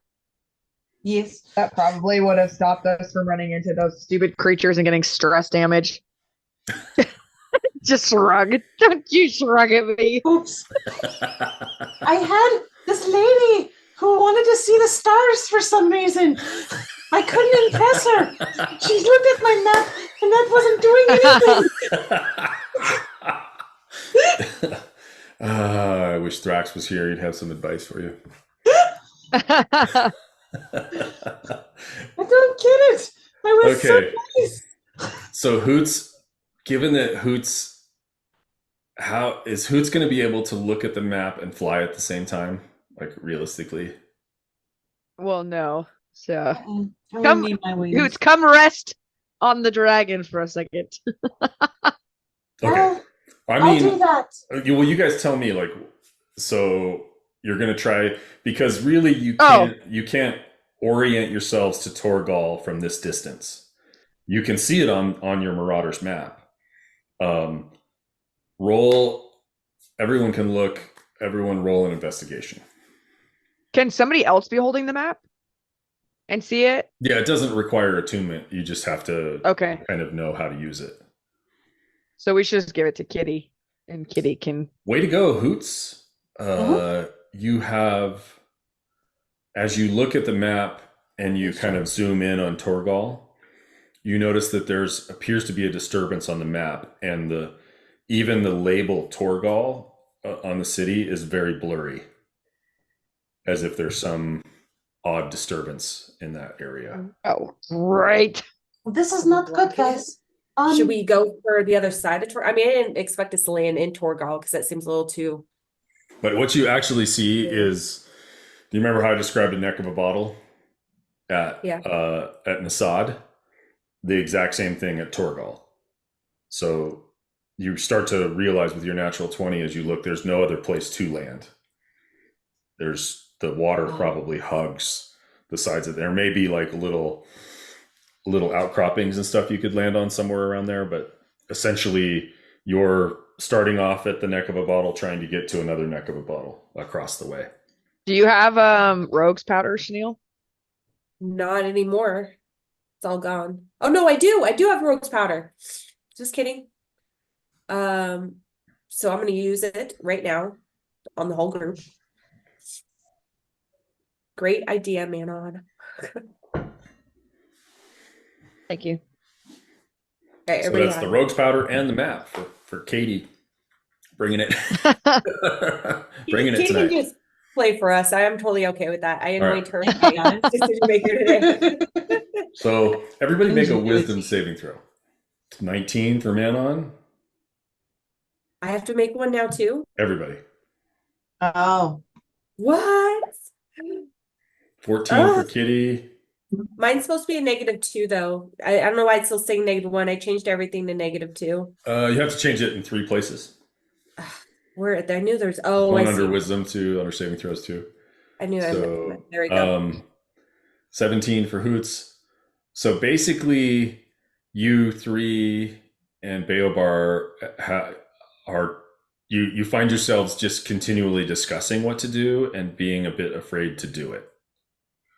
You're on this dragon made of smoke and crystal about to fly across an underdark lake. It's smooth as glass and just black as night.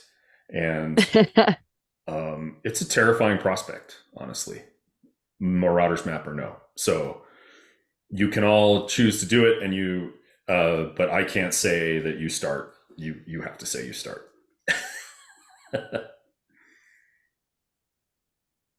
Well, We're the our guide Sorry, go just ahead. left, so our guide can't barter for any kind of boat. Boat would potentially pose us as a risk to any kind of serpent or water entity.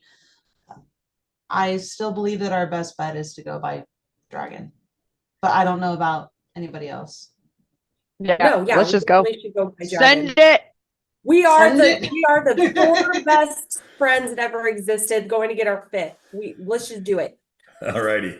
Manon, is it? It's the temporary hit points, right? That's the effect. There's no other effect.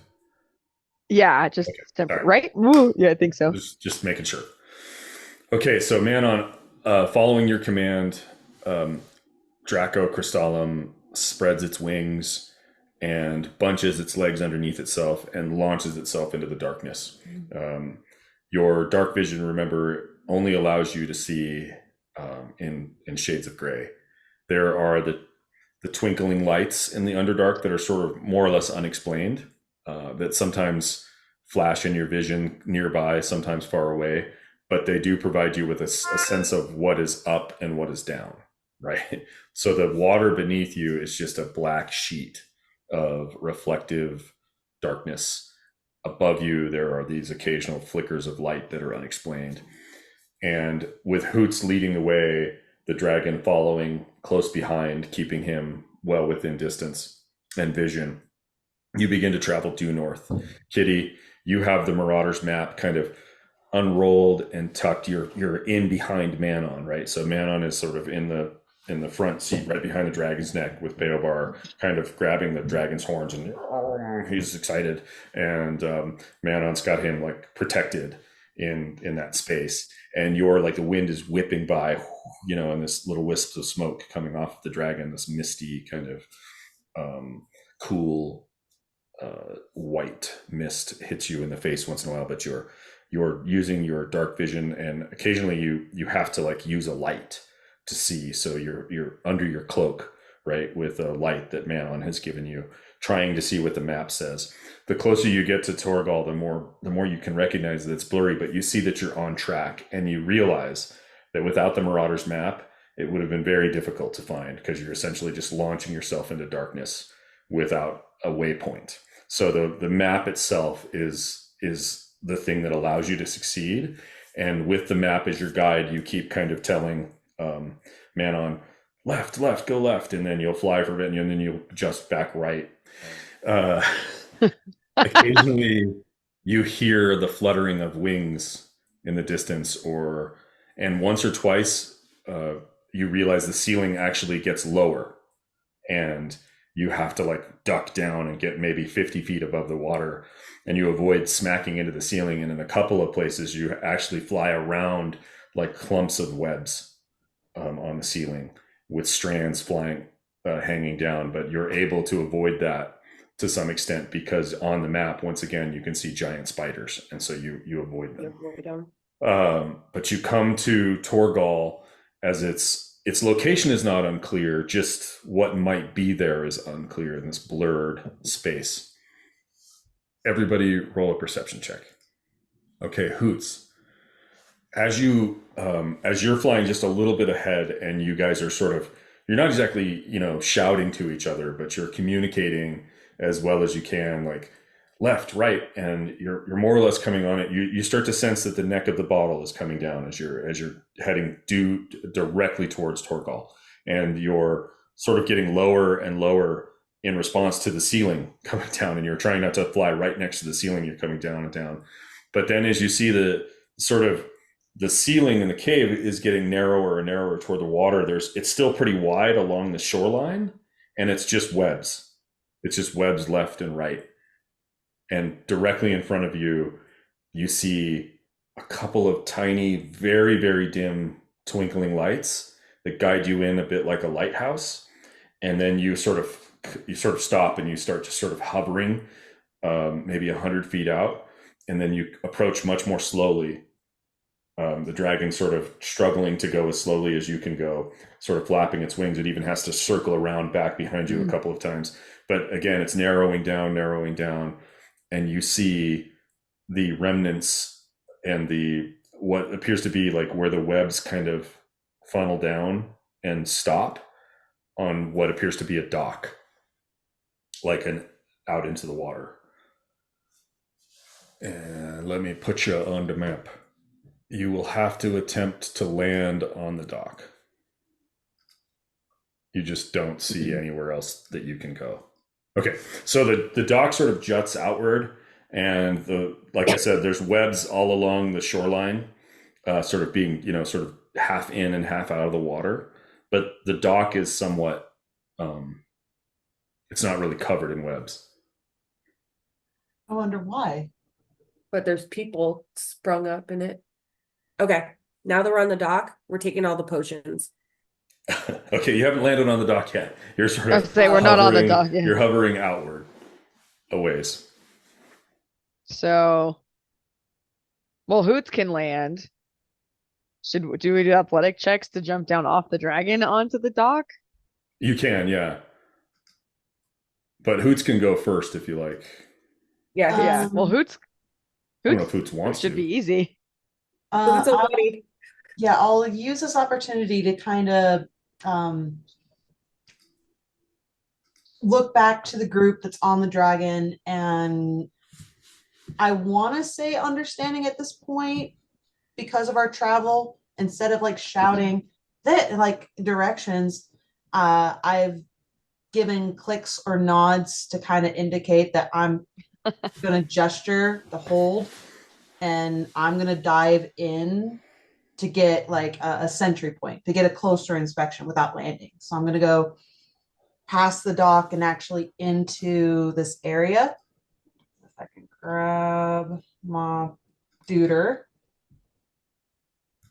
Is it Okay. just a tunnel in? Is there any kind of obstruction if I go this way, still hovering? Yeah, you can't go high. It's a tunnel. Okay. Yeah, so what you see is sort of webs cast about, kind of, as I said, kind of the neck of the bottle, and as it goes in, it's sort of tight up there, but you can. It looks like there's just enough space for a humanoid larger than you to walk on the dock. I'm half tempted to throw an alchemist fire on all of this and just say burn it, but then Ooh, I have some fire arrows. if we do though, burning and embers can give way in signals and lights to what's happening at the dock and usher anything to come. But how? I don't know if we're gonna be able to. Is there a chance for? Did you guys plan on wanting to get Thrax with stealth, or do you guys think no matter what we're gonna cause a ruckus? Oh, we're I- causing a ruckus, I think. I would But maybe not. for stealth. I have a teleportation circle to take us all back, so that way we don't need to fly on the dragon and burn the village down more or less. Well, we have to find Thrax and then we burn it all down and transport. Will the dragon be okay? It turns Yeah, the back dragon into a just statue. becomes, yeah. Okay. Making sure the whole crew can come. But yeah, we gotta find. Maybe we do stealth. We gotta find Thrax first. So somebody's got locate person, don't they? And then Yeah. we burn the shit to the ground and get out. So We still who's have to get- roll a perception check. Hoots? Yeah. What do you think? Perception with me. Yeah. What were you saying, Katie? Oh, well, we still need to figure out. I think we need to figure out how we're getting on to the dock, which I think Hoots, is going to trigger. You can land on the. You hover down, just hovering above the edge of the dock, and you look in the space, and essentially what you see is, it's not difficult to walk through the webs. You just have to be careful, you think, not to touch the webs, because giant spiders have that web sense thing where they can. So you think that a person might pass through there and potentially disturb the webs and make it more difficult for the next person, but it doesn't seem super difficult. I will fly back and let the guys know that so long as you're keeping your limbs in tight, don't touch the webs. There is an opening. Is Featherfall one of your cantrips? It is a spell. Let's see. Because I wonder if you give us Featherfall, if we can use our athletics on top of the Featherfall to land gracefully on the dock. That would actually help. Katie, MVP of the night. This is the I have problem great with ideas having- when I'm not, Yeah, when you're not the focus. or yeah, when I'm not drinking. It's a lot easier. Kitty, you also have this. But I will say that if you do cast Featherfall, if they jump off of the dragon, they can land on the dock without making a check. Yeah. Obviously you can, Hoots. But if you spend a first level spell slot to cast Featherfall, everyone can land.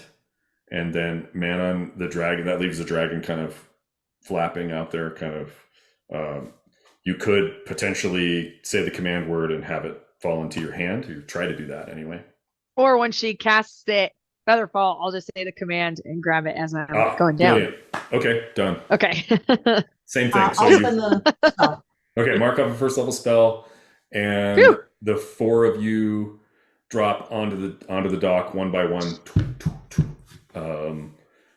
There's a thumping as each one of you land on the creaking wood dock, and you don't love the way that there is a ripple of water out into the lake from the impact. I knew it was gonna happen. But nothing seems to happen.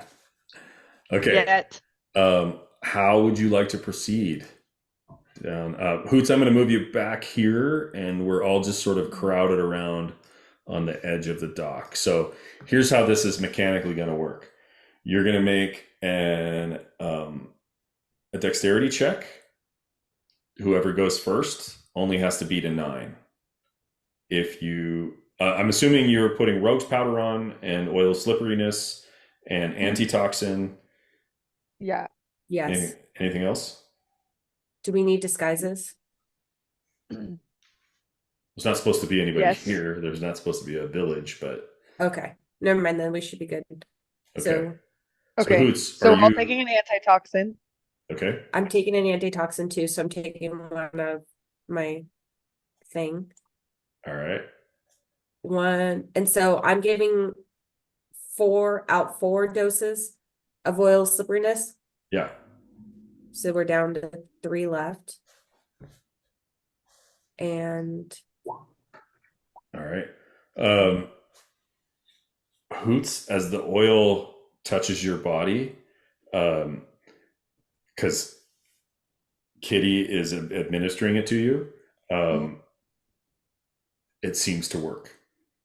Yeah. It doesn't seem to just like turn into sludge or anything. So, but it takes you're all standing on the docks kind of drinking potions, administering oil of slipperiness, and then rogue's powder. So you are buffed as much as you think you can. But Hoots, when you take the antitoxin, you still have to roll. That's okay. You got all your bad rolls out. Damn it. Did I? It cannot seem to roll above. It doesn't seem to work. I mean, statistically speaking, you should be like rolling above the 50 at this By point. now it should happen, yeah. Okay, so the four of you are standing on the dock. You're buffed out of your gourds, and you're looking into this like tunnel of webs with web-like strands kind of wafting in the breeze in your path. Who would go first to try to avoid the webs? Shania I think would. Kitty should go first because you said that. Kitty would. Yeah. Okay, Kitty, roll an athletics check, or excuse me, acrobatics. All right, Nice. Kitty zips through very quickly, and Baobar just sort of follows her, like looking around without a problem. Mimics me. He's so tiny, but you have passed through the web tunnel, and you managed to not have any webs touch you.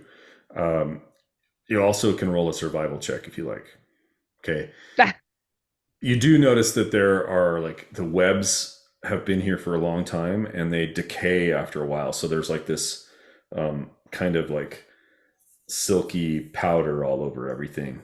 And then there are fresher webs and older webs, and kind of like that cobweb action in a really old,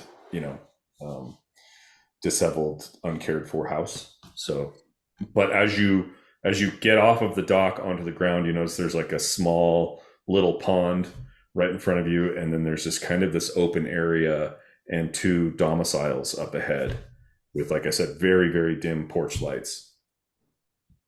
And that's pretty much all you can see from here. Right. Who's got the other anklet? Is it Hoots or Manon? Hoots. Hoots.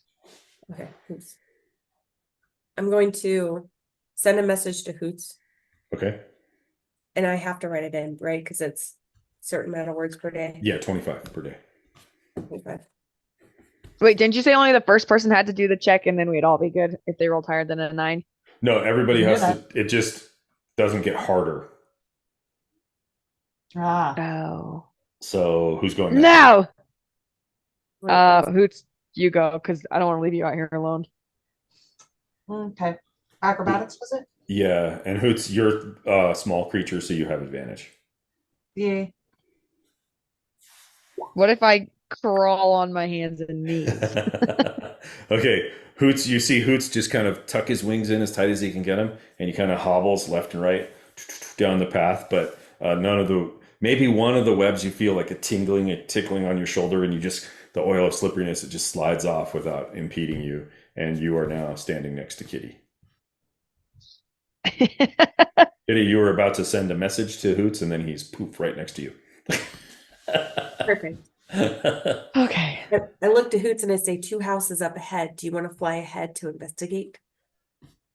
Hoots, you think flying around here would be very hazardous Okay. because of all the webs. Manon. Okay. Athletics is fine. Well, yeah, if you want to power through them. This. Oh. Well, my acrobatics is horrible. Yeah, so this is just whether or not you're going to touch the webs. You Yeah, I don't want these to touch the webs. yourself with the rose powder. Can I Roach help powder the is more situation? to keep people from seeing and hearing you. Oh, okay. This is more of a touch thing. So, go ahead, Hoots. So Can I use a part of my innate power just to control just that slight breeze and to help expand naturally and opening? Not make it like a gusted torrent, more or less, but I can just control. What's that something of the storms you have? Yeah, I think it might be Heart of the Storms. No, it's not. It's one of the storms things. It's one of the storms thing. It's just naturally I can control the environment around. Yeah, remember you used it when you guys were having your knockdown drag out fight. You guys were arguing with each other. Eye of the Storm? Oh. Nope, that's not it. Maybe Storm Guide. Subtly, yeah, here it is. Storm Guide. If it's raining, if it's windy, you can cause a bonus action to choose the direction of the wind. So I did say, I'm keeping myself honest, I did say that there is always somewhat of a breeze in the Underdark. The air moves through the space at all times. So if you can roll higher than a 9 on a dexterity check, you can push the wind through the tunnel to give Manon advantage. Yeah. Actually, I'll say, yeah, roll higher than a 6 on a dexterity Higher check. than 6. Because you do have a couple levels of exhaustion or whatever, so maybe we'll see. With advantage? No, you get straight up. This is to see whether or not you can give Manon advantage. All right, so It won't hurt her in any way. That's not going to hinder her progress. But it was acrobatics. Normal acrobatics. Yeah, acrobatics. Yeah. Okay. But roll your emboldening bond. Oh yeah, roll a d4. I said you need a 6. Yeah, with the emboldening bond, you spiral the wind through the webs, actually pulling the webs toward you, so they're not blowing toward Manon. So it actually widens the thing. So Manon, you have advantage on your check. Nice. I don't know if that's gonna help. Okay, here we go, guys. Got it.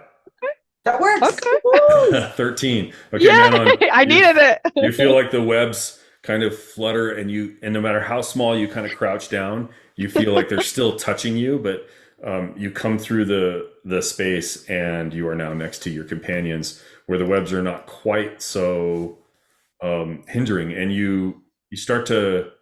All of you can roll an investigation right now, if you like. Yeesh. Manon, you're just relieved to have made it through. Yeah, yeah. Kitty. Nice, Kitty, kitty. your as you watch Manon come through, you see like the little motes of dust.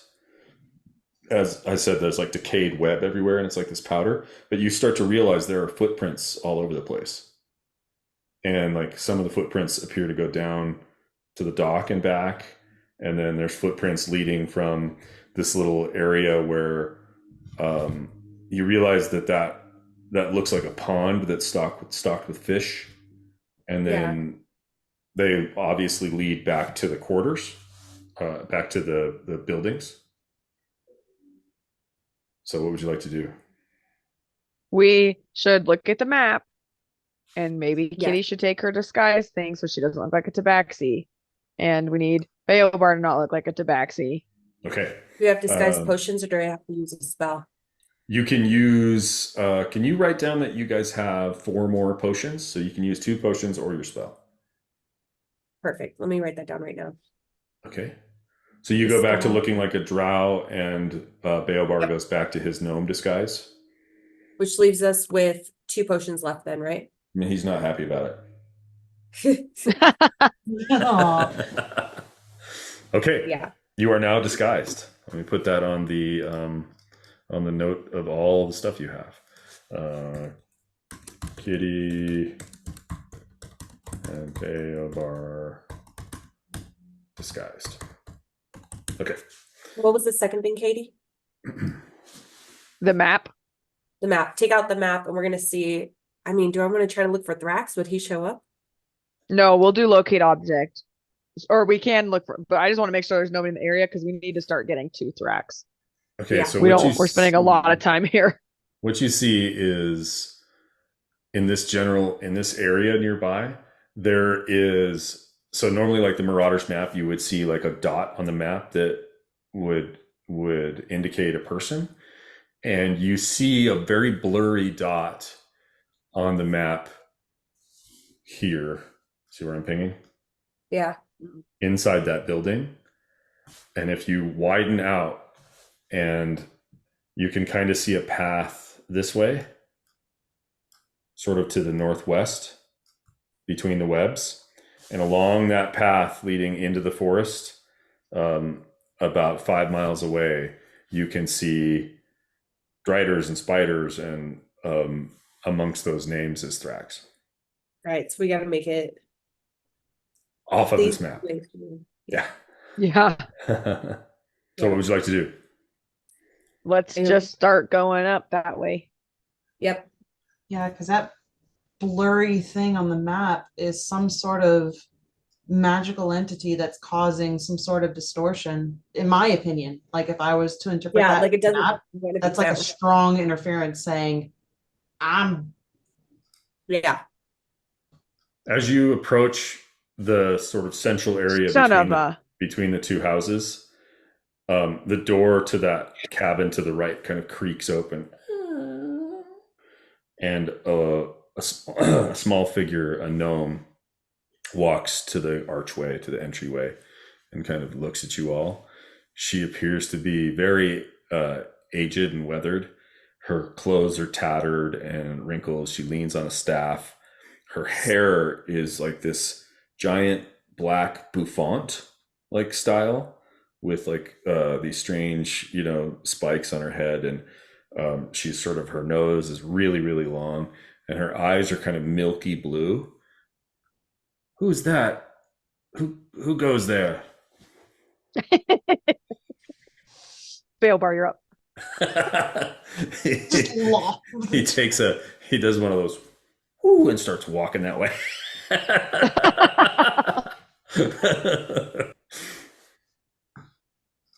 A small gnome child. Me that's hooded, Mm-hmm. like so, and I love it. pardon the, just the dirt and grime. I kind of just like try to make it to where I'm, unhygienic almost, aiding to my disguise. Try to lure after like the little one. This child, please come back, very softly, very softly. So as Bayobar starts to walk toward her and you say, come back, you see she kind of like perks up and What's that? What's that? You're not. You're not prisoners. What are you doing here? We heard visiting hours were right now. Thought we could. Roll a persuasion now. That's awesome. Visiting hours. Nah. No one visits this place. It's cursed. Oh, this one jokes. We're here to bring back information to the one-eyed lord. Shoot. Oh, okay. We're here as royal investigators by the queen herself to ensure that operations are running smoothly. Do not mind us, we're just going to be passing through. Roll a deception. The Spider Queen? Oh. I can Yes, assure the you Magic Queen. everything's as it should be. Would you like to come in? No need. We're running very short on time, but thank you very much for the offer. We see that you're upholding your end of the bargain as you told the queen you would, and we'll be gone in a moment. Can I just picture like Bayo Bar like whips out a little clipboard? It's like Okay, yes. Hold on. I don't know where he'd get one, but he would have one. But I love it. Wait a sec. All right, I think we have to pause the game just for a second so I can do this. Okay. Because Katie, Oh, that's brilliant. sketchy. Are We don't you know if okay? she's friend or foe. We don't know if she's definitely know! influence. I don't and want I'm to know like, anything about her. I it just could be great. It could be bad. It could be awesome. It could be a hag. We don't know. she lives in this That could be the place. queen. Could be anything. All right, I can't find it. I'll send it later. Remind me of that part though. But so Baobar is kind of stuck like between her and you guys, and there's like this momentary tension. So she's sort of watching you curiously. She kind of it looks at the three of you, and she fixates on Kitty as you're the one talking. And Kitty, I feel like you see her eyes, her milky eyes kind of like fade over, and she's sort of looking at you, and then her eyes kind of roll back up into her head. Ew. This is technically a surprise round, so I need you to make an intelligence saving throw. Oh, yeah. Easy. Yeah, I can do that. Intelligence. Why'd you pick intelligence? That's my least like admirable thing. At least it's not a 0 like mine. It's next to that. It's a 1. All right, so Roll your 4. Roll that's your a D4. 9. You need to roll a D4. Oh, D4. Thank you. All right, this and then a D4. Nice. Okay. Okay. Thank you. So Kitty, you kind of feel like a slight headache and pushing like on the corners of your mind, like trying to pull information out of your mind, but you have kind of held it at bay. And then her eyes kind of roll back into her head, and she leans against the stick. She looks at you and never happened before. Doesn't mean it can't happen once. Well, you'll be wanting to see the prisoners then. That way. Down the path. Do a tip of the hat. Don't say anything more, and just walk right past her. Okay. So she points kind of between the two houses here. Like this. So you guys will walk past her. There is another one of those kind of tight tunnels that you're going to have to navigate through, but then it widens out into a this one's a little bit easier to get through though. So same thing as last time. Kitty, Yes. You need an acrobatics. You got to beat a 7. Gosh. Now we're screwed. What, Ken? What are you smiling at? Well, you rolled a natural natural one. Yep. Would Yeah. you like to take that, or would you like to use luck? I would love to use my luck. You're absolutely. I was just thinking that. See, I know you and were. I wasn't thinking coaching you at Ken. all. Nope. I would See, never it was do a that. test to see if you'd remember that I had Thanks. luck. Please mark off a point of luck. I think she should get to keep her luck for that. Yeah. Roll a deception against the DM. Yeah, right. Yeah. Okay, so There we go. you're like fixated on the lady, and she's got that milky blue-eyed look, and she watches you walk by, and you almost walk right into a web, but you luckily bump off the corner of the deck of the house, and it kind of knocks you off the course you were on, and you end up in the middle of the path, and then you start paying attention to where you're going, and she kind of furrows her brow as you walk by, but you've gotten away with it. Hoots, you're next. Beobar automatically succeeds. He's just right on Kitty's tail. He's like, got you by the tail, and he's like, doo. It looks to her like he's holding your cloak, though, right? Like he's just riding the coattails of your cloak. Just crawl underneath this. I'm already small. You have advantage. You need to beat a 7. Okay. It's not so We're all scary once you welcome, say the By the number. way, What's that? Kitty's deception once gets us by the bad guy. That's true. As usual. Although I have to say it was the emboldening bond that made it work. I was gonna say.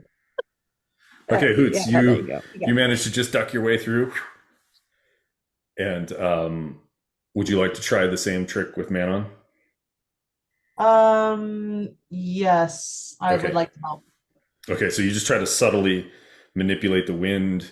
Let's just have a what did we do last time? It was also a dexterity. Dexterity. Yeah, you're trying to aim the wind so that perfectly. Nice. You're getting better at it. Manon, you can make your dexterity check with advantage. Ooh, with dexterity or acrobats? Acrobatic or dexterity, same thing. I don't think you have proficiency, Oh. so just do a In dexterity. either. Yeah. Oh, okay. Okay, so one of the webs kind of drapes across your shield. Even if you rolled a 4 on your D4, you still would be a little short. Yeah. It kind of sticks and slides. Like the oil of slipperiness, though, kind of slides, and you tug on the web, and you feel if you do that enough times, you will definitely draw something's attention. But nothing seems to happen because it kind of stretches and then slips off, and it's like, kind of like a little bit of a rubber band. But you have made it to the other side of the webs, and now you are essentially in a tunnel that leads into this dead forest of the Underdark. There are just webs everywhere, and there are little tunnels that shoot left and right off of the main tunnel. And after walking for about an hour, you come to a fork in the road where there are 3 web tunnels. And Kitty, you can ascertain that it appears that the prisoners travel back and forth this direction, this way. So therefore, that's why the web tunnels are here, right? The Driders themselves can travel across the tops of the webs, across the trees, in places that you probably can't travel. Okay? But you have come to a fork in the road. There are 3 forks, left, center, right. Which way would you like to go? I mean, technically, a fork is only supposed to be 2 options. That would be a T. A fork can have 4. True. And you got me there. Well, Rodder's map. I was saying, look at the Okay. map. If we can't tell on the map, I'll just do my spell. Roll an survival as you try to discern from the map which route would lead you there. Bible. Yeah, that's your ranger guys. You all can try. It's a little confusing because the webs you realize they're not a permanent fixture of the world, so they don't appear as clearly on the map. But Hoots has got it dialed, and once Manon sees it too, Nice job, Manon. you guys pick Thanks. the right-hand path. And you walk for about another hour. Would you like to revitalize your potions and such? Ugh. Yeah. Yeah? Okay. Yeah. I think we can get away with deception if we make it to where Baobar looks like another prisoner that we're escorting Oh, in. We could avoid combat with the Driders. The Driders would think, oh, more brought in if we just, this is going to be sounding so sad, but like shove Baobar as if he's a prisoner. Well, I almost feel like the gnomes are okay down here under the Underdark. I don't know. Well, no, Katie's dragon might be better suited for it. This would be perfect. We're bringing in Dragonborn as a prisoner. Yeah. Have Manon be a new addition for the Driders as we're just like, get a move on and like Back to trick work. the Driders into thinking that we're just delivering another one instead of just, what are you doing here? Yeah. And essentially we just got to bring it in and then get near Thrax and then set the portal, right? Okay. And then I'll have my fire arrow ready to go. Well, I have a spider arrow too. I want to try out. Never mind. I'm going to try that one out first and then I'll the closest one to us. How long does Okay. it take to get that portal up and running? So Does it long take as like I have 10 the minutes? necessary components from you guys, it shouldn't take What do you long need? to cast. What do you No, need? it is duration is 1 round, casting time is 1 minute. So 10 rounds. Yeah. Katie's got a phone call right now. It's got to be work because that's her, looks like her work cell phone. It is. Okay, so you can cast it. If you cast it in combat, then everybody will have to keep enemies off of you while you cast it. It'll take the entire, then you can't do anything else. You have to cast it without getting injured, right? Mhm. So, I I mean, feel like go ahead, Kitty. I can try to keep it away with my aim. I just don't know how many of them are going to come at once. Can you go ahead and mark off potions? I'll mark off Manon's since she's busy right now. Yes. And sorry, what potions are we doing again? Antitoxin, Okay. antitoxin, resistance, and another rogue's powder, I assume. Yep. Resistance. She doesn't And have any she antitoxin doesn't on her have- character sheet. She can have one of mine. Then does she have a poison resistance? Yeah, Okay. yeah, I marked it off.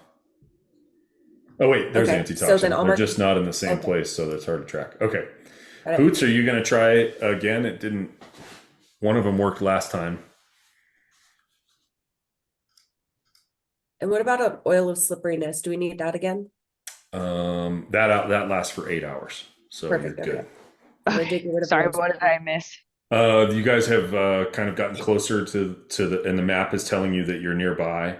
And Okay. I marked off another antitoxin, another poison resistance, but your oil of Okay. slipperiness is still lasting.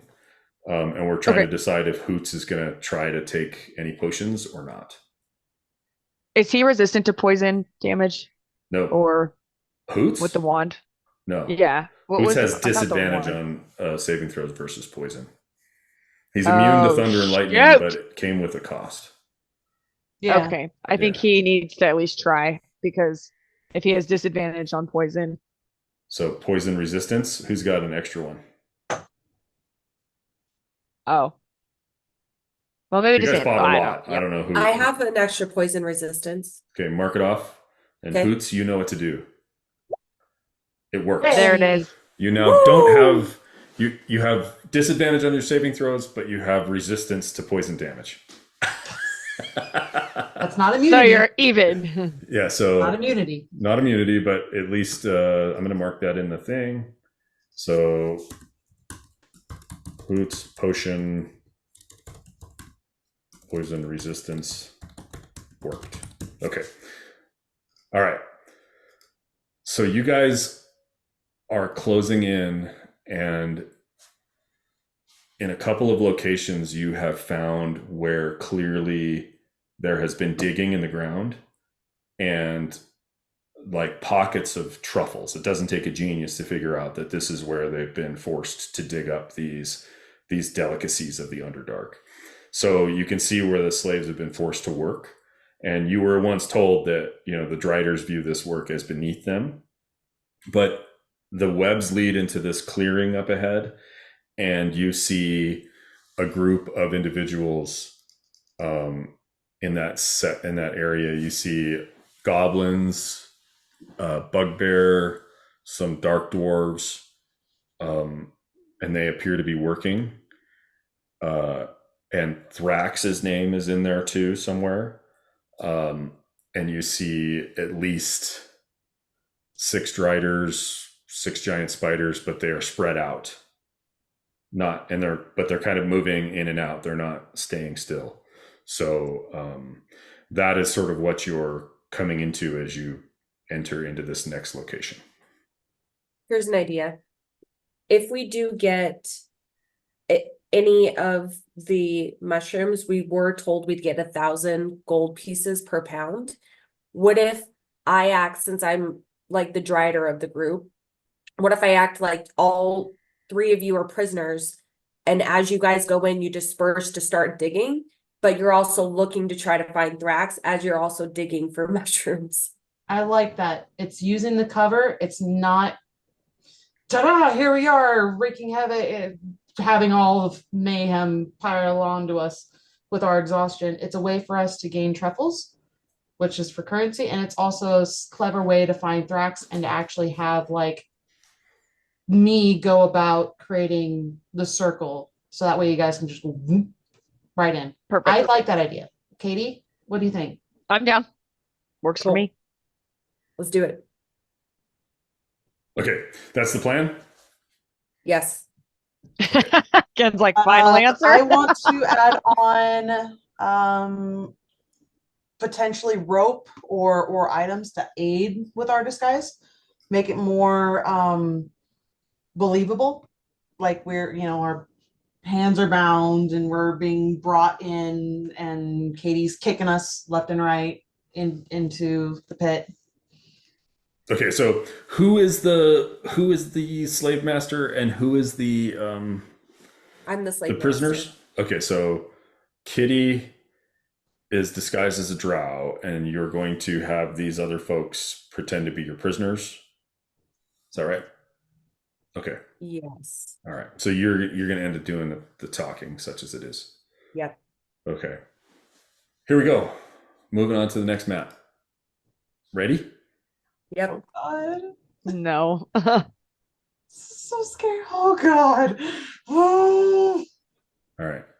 So these are the 3 prisoners, with rope disguises and such. And Kitty, you're sort of pushing them along.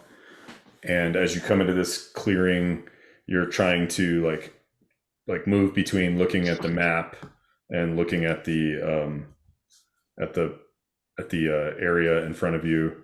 And you hear, like, just as you come around this corner onto this road, you hear like, axes and shovels, that loose earth sound. And but it's pretty quiet, and it's not exactly anywhere you'd ever want to be. So if I did locate creature, would we find him faster? Yeah, why don't we do this? Why don't we... Not gonna lie, my heart's racing. I'm just going to roll initiative for these guys just so that we have something going on. So I would like you guys to roll initiative also. I haven't deceived them yet, though. You're not even giving me the chance. No, we're not fighting. We're just trying to decide how this unfolds. I'm changing my color. This is dumb. Okay, so this guy, you guys kind of come into the space, and your breath kind of catches in your throat, and this Drider is kind of on a web up in the area up here, and he kind of turns and looks, and his shock is evident as he just kind of the craziness of it kind of catches him off guard, and he is going to take the ready action and try to decide what to do next. If you guys draw weapons or whatever, he might respond in kind. Okay, Hoots. For this, I am going to, oh God. Oh, what do I want to do? I am going to, actually, darn it, no. Not that. I am going to make the disguise look convincing and assume that Kitty, soft paws, gave me a kick to like my legs, causing me to kind of like grunt and hobble and sound like I'm feeble, basically like low on health. Okay, so you're sort of like acting into the disguise. Yes. Sorry. Okay. Long story short. Yeah.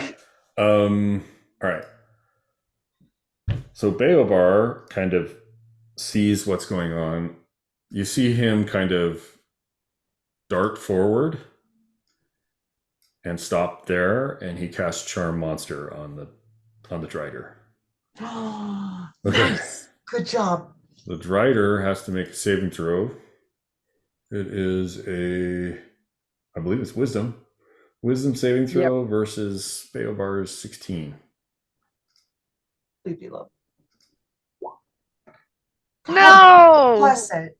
It kind of looks at Beobar like, what is exactly happening?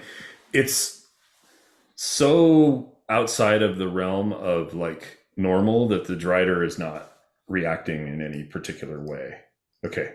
That Drider, let me just see if he even notices what's going on. Yeah, not really. Okay, Manon. I want to kind of like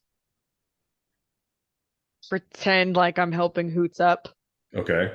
like in a weak manner, but while I'm doing that, I want to cast locate creature. Okay. Go ahead. Looking for Thrax. All right. Can you put it in the chat? I did. Oh, sorry. Locate creature. There it is. Familiar to you, within 1,000 feet, you know the direction. The spell can load a no creature. Okay. As long as you've seen the creature up close, yeah, at least once. Creature is described. So maybe what Hoots can do is pretend like he can't get up and then make the little path thing. And then Kitty can take me in further to get Thrax. And we still have the walkie-talkie back to Hoots. Manon, but maybe not. you cast the spell and your attention is drawn past the Drider to the northeast. And about 15 feet up in the webs, you see a glowing figure. Past this one right here? Yeah, it's actually lit. Should I see a circle of light? Oh, okay. Okay. Yeah, zoom out. Okay. Yeah, I got it. I just don't know what to do with that. Okay. Yeah. Okay. He's right there. He's right there. He's right there. Oh my God, he's right there. Hi, buddy. Hi, buddy. We're coming to get you. I'm gonna wait because my next turn I can tell Thrax with sending that we're coming and we're right here and to be ready, maybe. But okay, I'm done. Okay, Kitty. Other than wanting to go into rage and burn this place down to the ground, I'm going to stick to the plan. So, I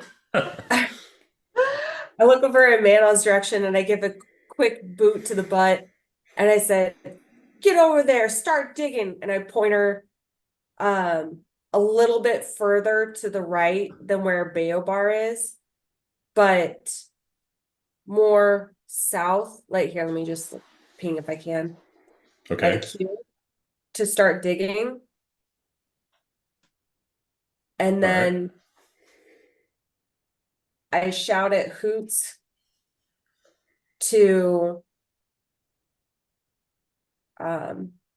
stop wasting time and to start digging his hole right there. Okay. So roll a deception. The Drider sees this happening and he hears you speak and he just longbow like arrow knocked and he just sort of aims at you and he's so confused right now. But he doesn't immediately attack. Good. Okay, so on an odd roll, he's going to raise some kind of an alarm. On an even roll, he's just too surprised to do anything. Yeah, good. Oh. He's so just staring at you, but his aim, his arrow is bobbing between Bayobar and Manon and then back to you. Not so much Hoots, because Hoots is behind, but he's definitely not responding. Okay. The giant spider is just sort of chittering around the prisoners. Okay. It's actually Bayobar's turn. He got the highest initiative, so I get the feeling that he's gonna try one more time. yeah, this disguises might not work. Hey, it's gotten us this far. We just need to surround the stupid thing. Just take So him out. where am I at? You're Okay, supposed to be 14. right here. The But maybe you guys move there after the rolls go through. all right. Charmed. The Drider is charmed by Bayobar. Bayobar is now concentrating on a charm spell. And the Drider slowly lowers its bow and arrow. And Yes. Bayobar's just kind of standing there and his little finger is shaking. Okay. For now, Bayobar instructs the Drider to not move. Okay, wisdom saving throw does so with advantage if you guys weren't fighting it yet. Fails, it's charmed by you until the spell ends or until you and you do something harmful to it. Charmed creature is friendly to you. Okay, so the Drider just sort of lowers its bow and is looking at the group. Okay, Hoots.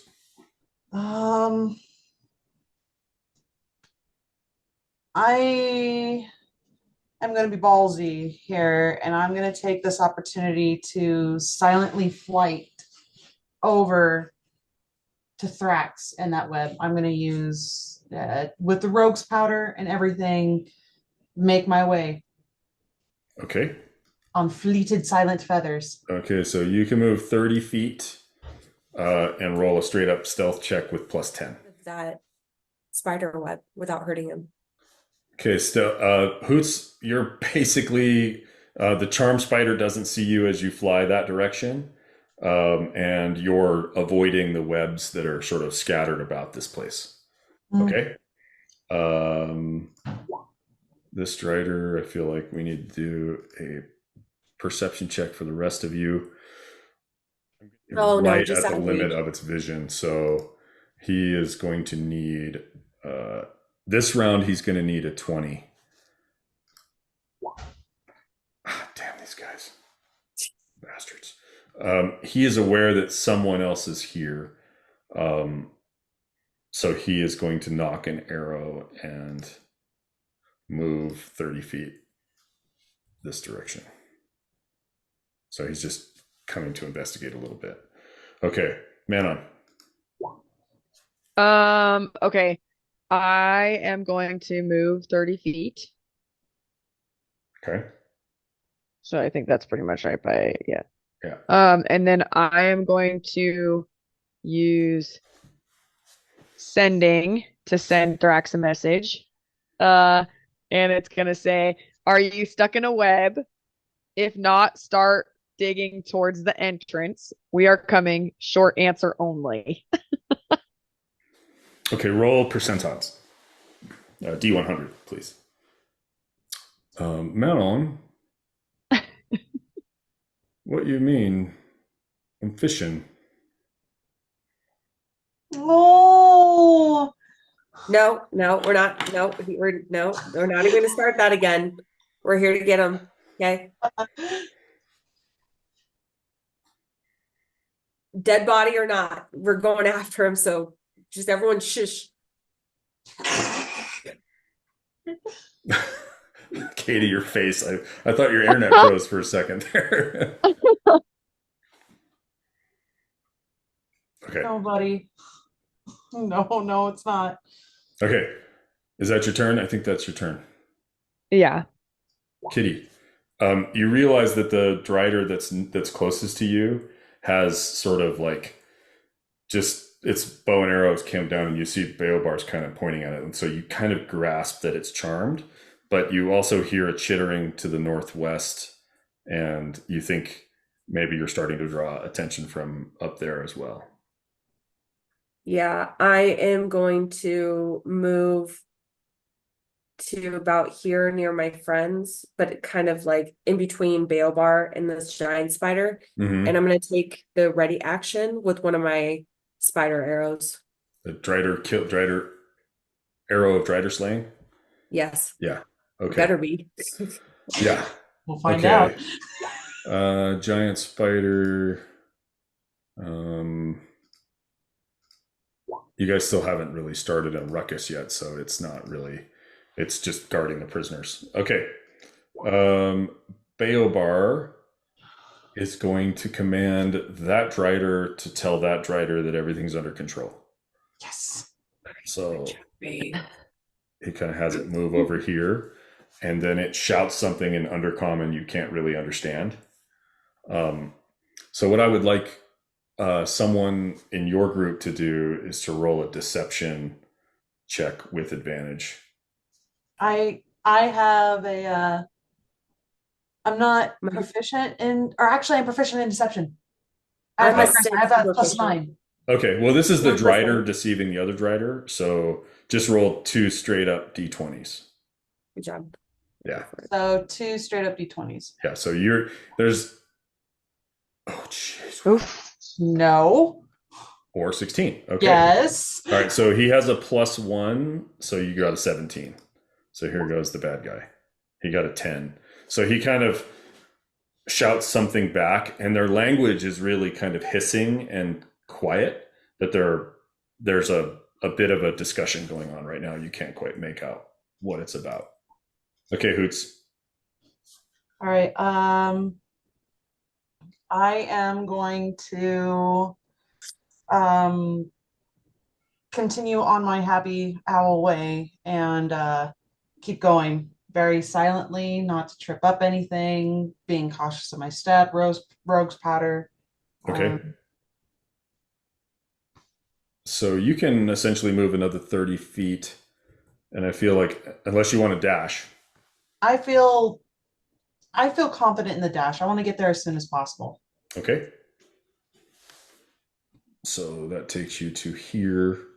And as you kind of approach, you see that you've seen other people cocooned in webs before. And this is just, you're closing in on a cocoon of webs. So you'd use your movement and your action to dash. So that's kind of your turn. Might use my bonus action, one of them, to close in on that distance. You're not a rogue, so you can't use your bonus action to dash. Wow. Okay. Yeah, this Drider is for now being fooled. Man on. So I can use my dash and my movement just to get by Hoots, right? Yeah. So essentially, once you get to right here, you start to get into the webs, and you're starting to you can climb up that tree, but the webs kind of stick to you, and you're just, because of the oil of slipperiness, you can move through the webs. Just they don't trap you or grapple you, which they normally would do to a creature without the oil. But Okay. if you move through it long enough, you're going to draw attention. The web sense thing. But Hoots wouldn't be able to get. Hoots has flown above it to a certain extent. Yeah, But but he's probably Hoots not wouldn't be able to strong get enough Thrax to. out. Correct. Okay. Kitty could probably get up there with her dexterity and help better Yeah. than I can. Okay, So Kitty. I'll probably just actually, hang out down here. I recognize that Hoot is gonna need some help because at this point I know where Thrax is at too, right? Well, you can definitely see everybody move in that direction. Yeah. Yeah. So Yeah. So I'm gonna go that way and oh no.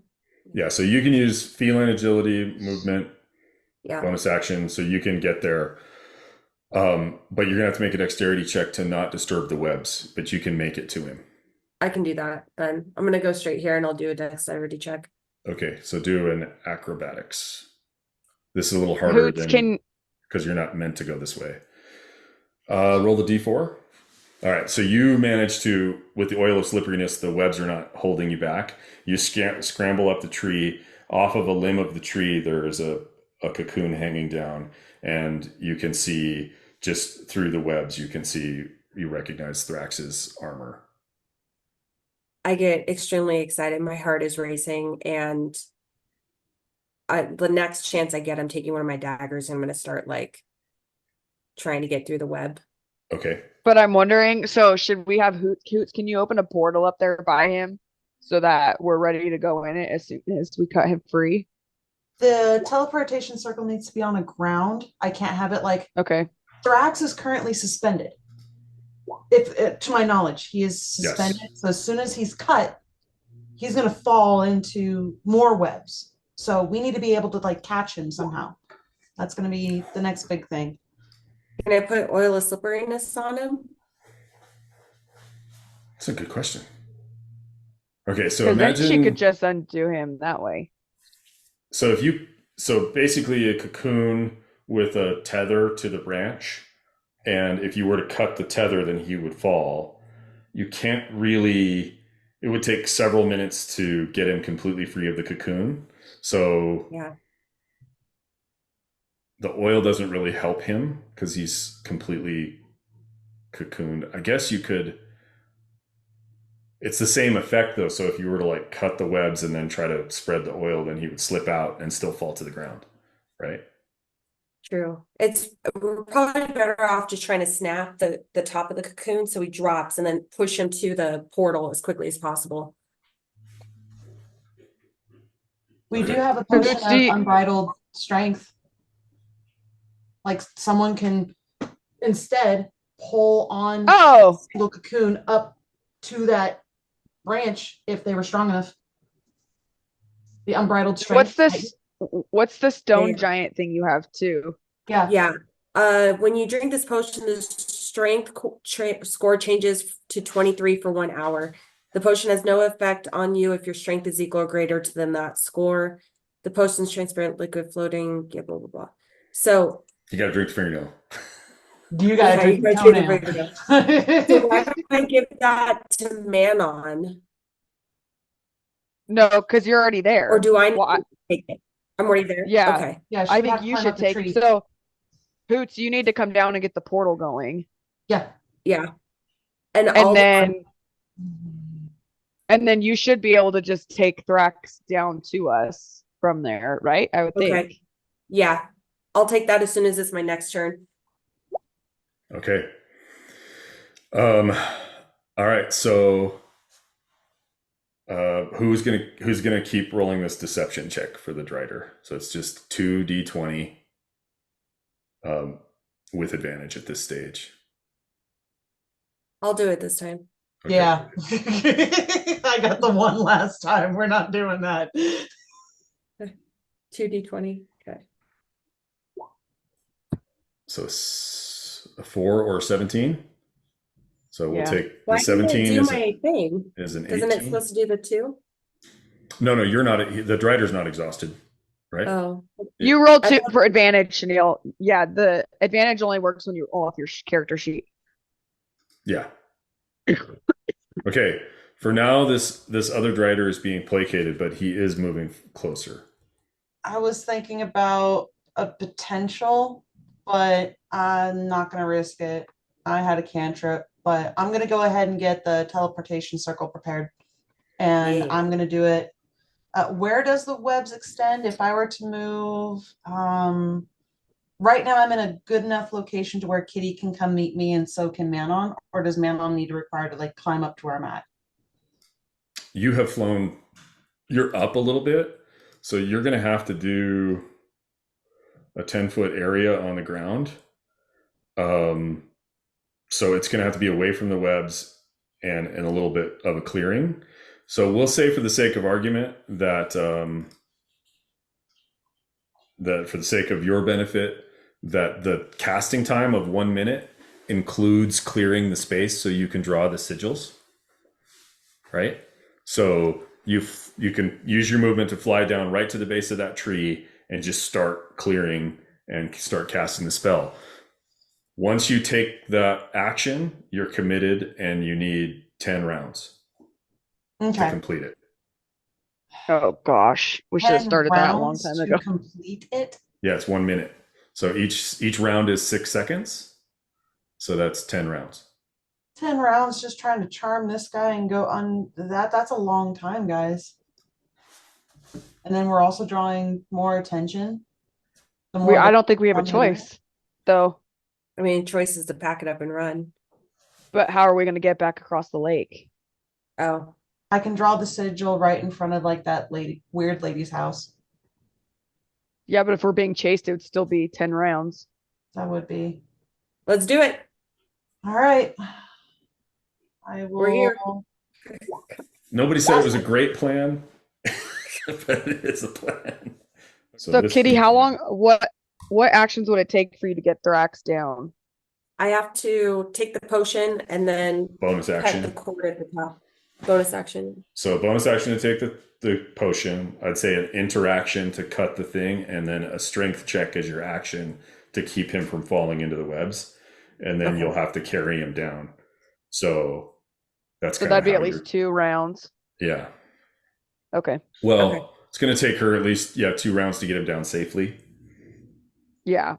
So, okay, Yeah. Hoots, you fly down to the middle of the circle and start frantically clearing a space, pushing away bits of broken web and clearing the space a little bit.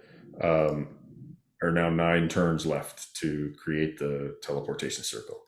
Okay, this Drider already used his movement to come this far. We'll deal with him next turn. Manon. I don't think I'm going to do anything. I don't really have. Maybe just move over by Hoots. Okay. So you Okay. would know that Hoots is trying to cast a spell, which is going to take his concentration and his energy. So you don't Yeah. want him taking hits, Yep. So we're gonna because it'd be like go he'd have to there. maintain concentration if he takes a hit.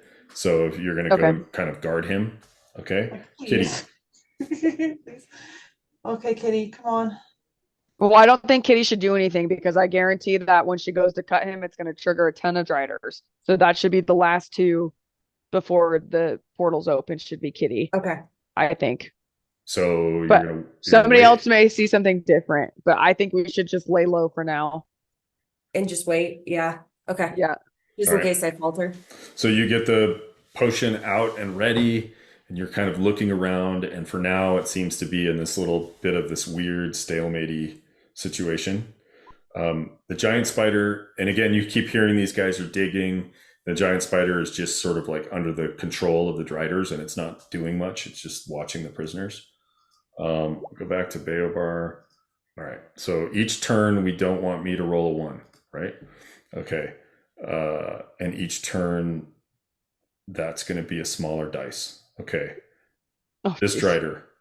Again, deceiving this Drider. So who wants to do it? 2 d20s with +1. Ah! Fuck. Okay. Let's see, that's a 6. Can I redo that? It worked. Yes! Oh my freaking god! So Go away, other Drider! Go away! okay, so you guys can't actually understand what they're saying to each other, but they're having a bit of an argument, and it's this one, the one that's charmed, is kind of pounding his chest and pointing like for him to go back to work, and this guy is just sort of stopped there, and he's pointing at you guys like, what the hell are they doing here? And there's just this back and forth. So for now, that's a stalemate. Good. Okay, Hoots, you're still casting. There are 8 rounds left. This Drider is arguing with the other Drider. I feel like next round you guys are gonna lose advantage on that. It's gonna end up being straight up because now there's become like this deal. Manon, anything else? I want to take the ready action. Okay, and what would trigger you to act? If one of them started to attack one of us. Okay, Kitty, same thing. Ready action to cut him loose. Yep. I believe the potion lasts for an hour if you want We'll to just take it now then. just get it out of the way. Okay. Yeah, Take it away. that's a good idea. All right. All right, that's another turn. Oof. Okay, you're okay for now. No more enemies have shown up on the field. Beobar continues to tell this guy to keep doing what he's doing. Who would like to roll for the charm? This is straight up. 20, right? Yeah, D20 with a +1. Oh, that was almost a 1. All right, you D4? feel the intensity of their disagreement growing. And finally, the other Drider, you Manon and actually it's just Manon because Kitty, you're kind of focused at where you're at. You kind of feel like this ruse is never going to last forever. But essentially, you feel that it's broken down, and the Drider's about to do something. So, Manon, you had the ready action. You see the Drider pull his bow up, and he's going to shoot you. And that would be jeez. That would be this one over here. Yeah. Okay. Okay. Oh no. Let's do the psychic lance. Oh wow. Okay. Oh. Bring in the noise. Do Level. Oh, sorry. What am I doing here? I don't want to. I just wanted to throw it in the chat. Because you're going to cast a spell. The way that the ready action works is you would get to cast. So you would actually. I'd say you can cast a cantrip, but not a leveled spell. Okay. Because this is technically from last turn. It's on your ready action. On your turn, you'll get to do whatever you want, but this is not actually your turn. This is the ready action from last time. Then we'll do Sacred Flame. Okay. And he has to make a saving throw? The target must succeed on a dexterity saving throw. Got to beat a what? Doesn't matter. Better than him rolling a natural 20 on you, though. So, yeah, he kind of sees you, and you see him draw his bow, and then he starts to skitter toward you like left and right, and the Sacred Flame just sort of misses him. All right. Tiffany. Hoots is committed. So I want you to be able to participate in the game. Okay. So I am going to give you control of Beobar. And within reason, he can do a lot of things. But he also has to maintain concentration on his charm monster spell. Right? Right. Okay, so you should see Beobar now in your journal. Baby Beobar. I have access to little baby bee. Minimizing that. Okay. So it is Baby B's turn. He's maintaining concentration on his charm monster spell, but he's kind of a buffing type character. I can see. Okay, so why don't you take this round to kind of like digest what Beobar can do, and we'll get back to you next turn. Good Lord. Okay. The Drider sees that his buddy is not going to continue to be held back, so he shoots him 3 times with his longbow. No. Heck yeah. Because once he gets shot, then he's no longer charmed. No, the charmed one is shooting the non-charmed one. Okay. 2 Nice hits. hit. Okay. Wham. Bam, thank you, mate. Wham. They don't take poison damage. So he takes 21 points of piercing damage, but no poison damage. They're immune to poison. Okay. And that basically means the fight's on. Okay, Hoots, you're still casting the spell. There are 7 rounds left to go. This Drider is going to move up closer, and on a 1 through 4, he's going to shoot the guy that just shot him. On a 5 or 6, he's going to shoot. 5 is Manon, 6 is Baobar. All right, Manon. He is going to shoot at you.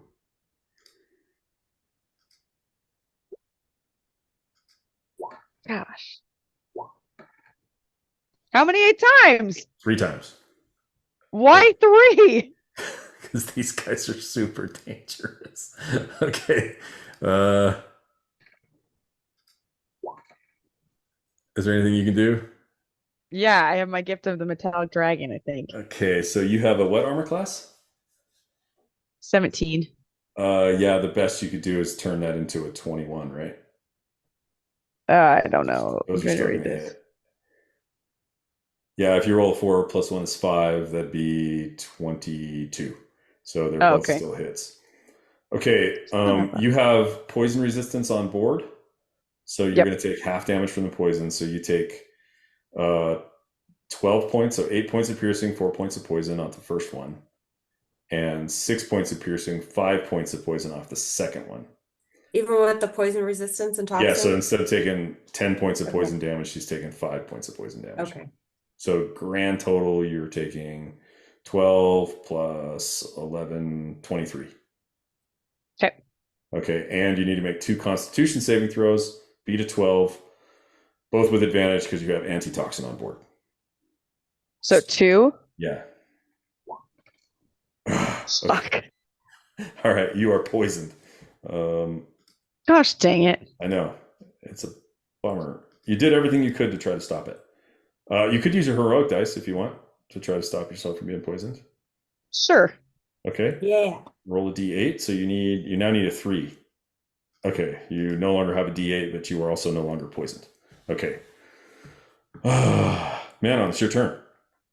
I'm going to use Psychic Lance Okay. and shoot at this guy. Go ahead. So he has to do a wisdom saving throw. Oh, that's their specialty. Yeah. Is it? No, it's not. No. Yeah. I thought, That's yeah, just what I they're not always say. smart. Yeah. Oh, that's what they always say. We get so nervous. You're like, oh, does he mean it? Yes. Okay. You don't know his name. No. Let's see. Alternative use the name of the creature. So he would only. It's actually an Yeah, so intelligence he would- saving throw, it looks like. Oh, is it? So it takes the target must succeed on an intelligence saving throw, take 10d6 damage, and be incapacitated until the start of your next turn. Okay, he failed. It doesn't matter if it's intelligence or wisdom, that was a fail. So he's incapacitated, which is this one. So And he takes 10d6 psychic damage. 10 Yep. D6. I love that face too for the incapacitated. He takes 28 points of psychic damage. Nice. That's it? Yeah.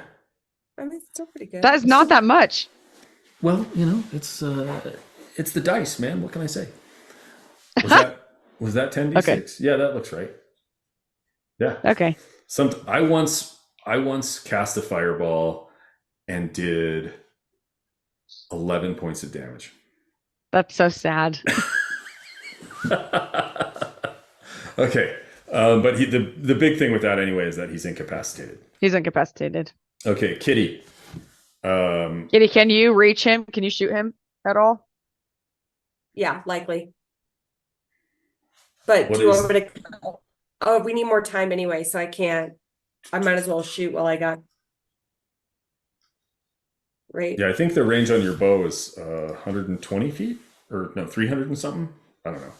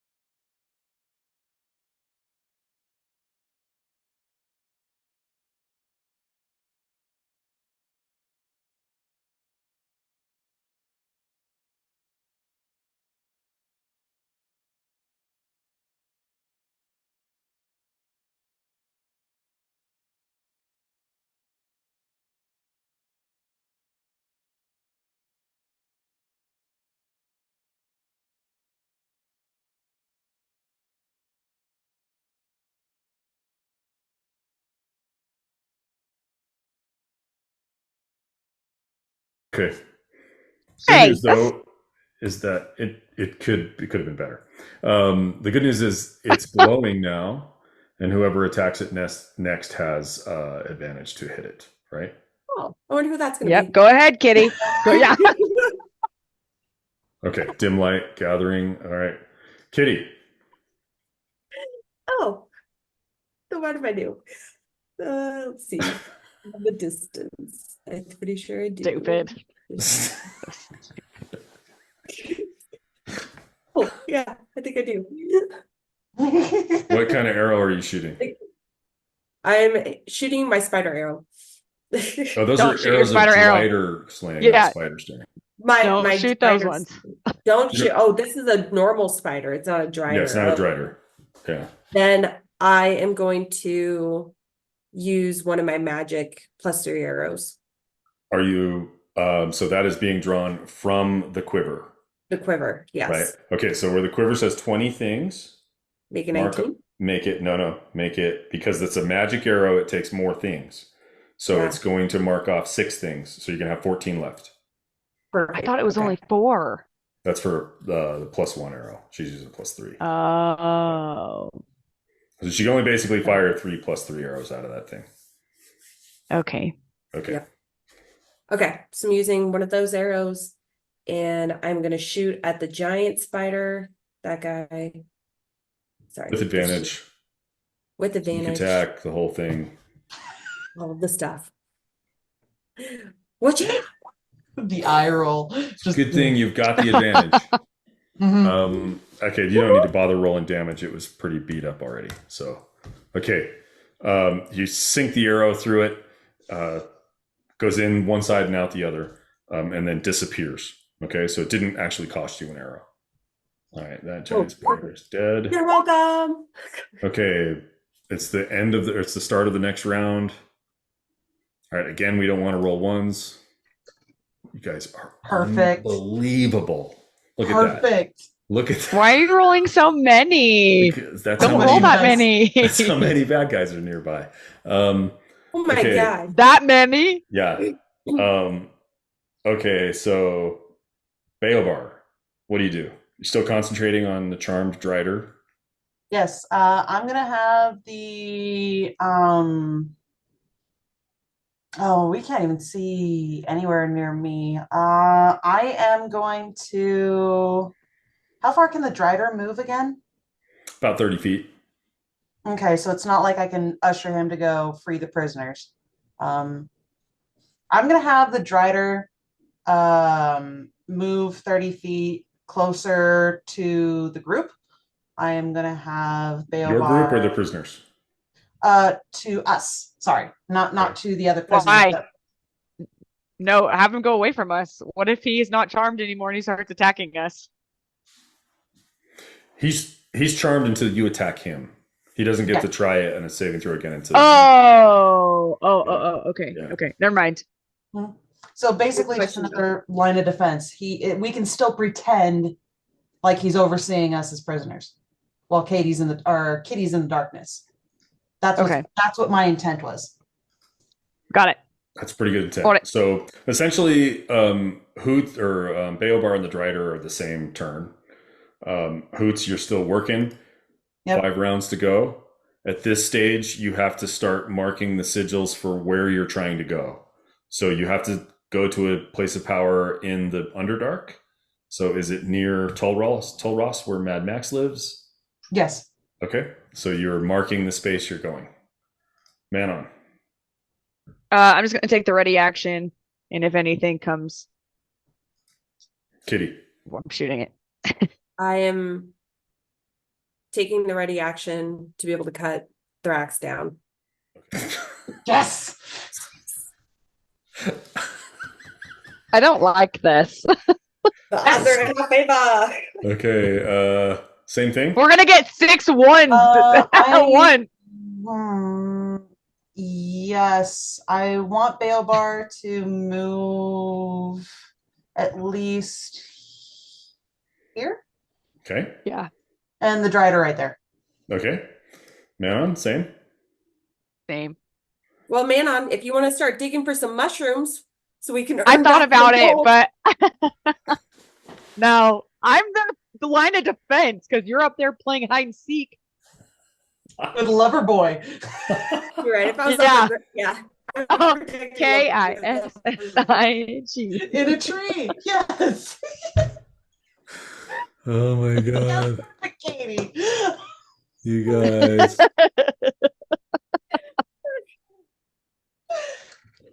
Oh. Okay, it was bound to end sooner or later. No. Okay, 2 more at least. so we're gonna start. Ooh, what's a gloom web weaver?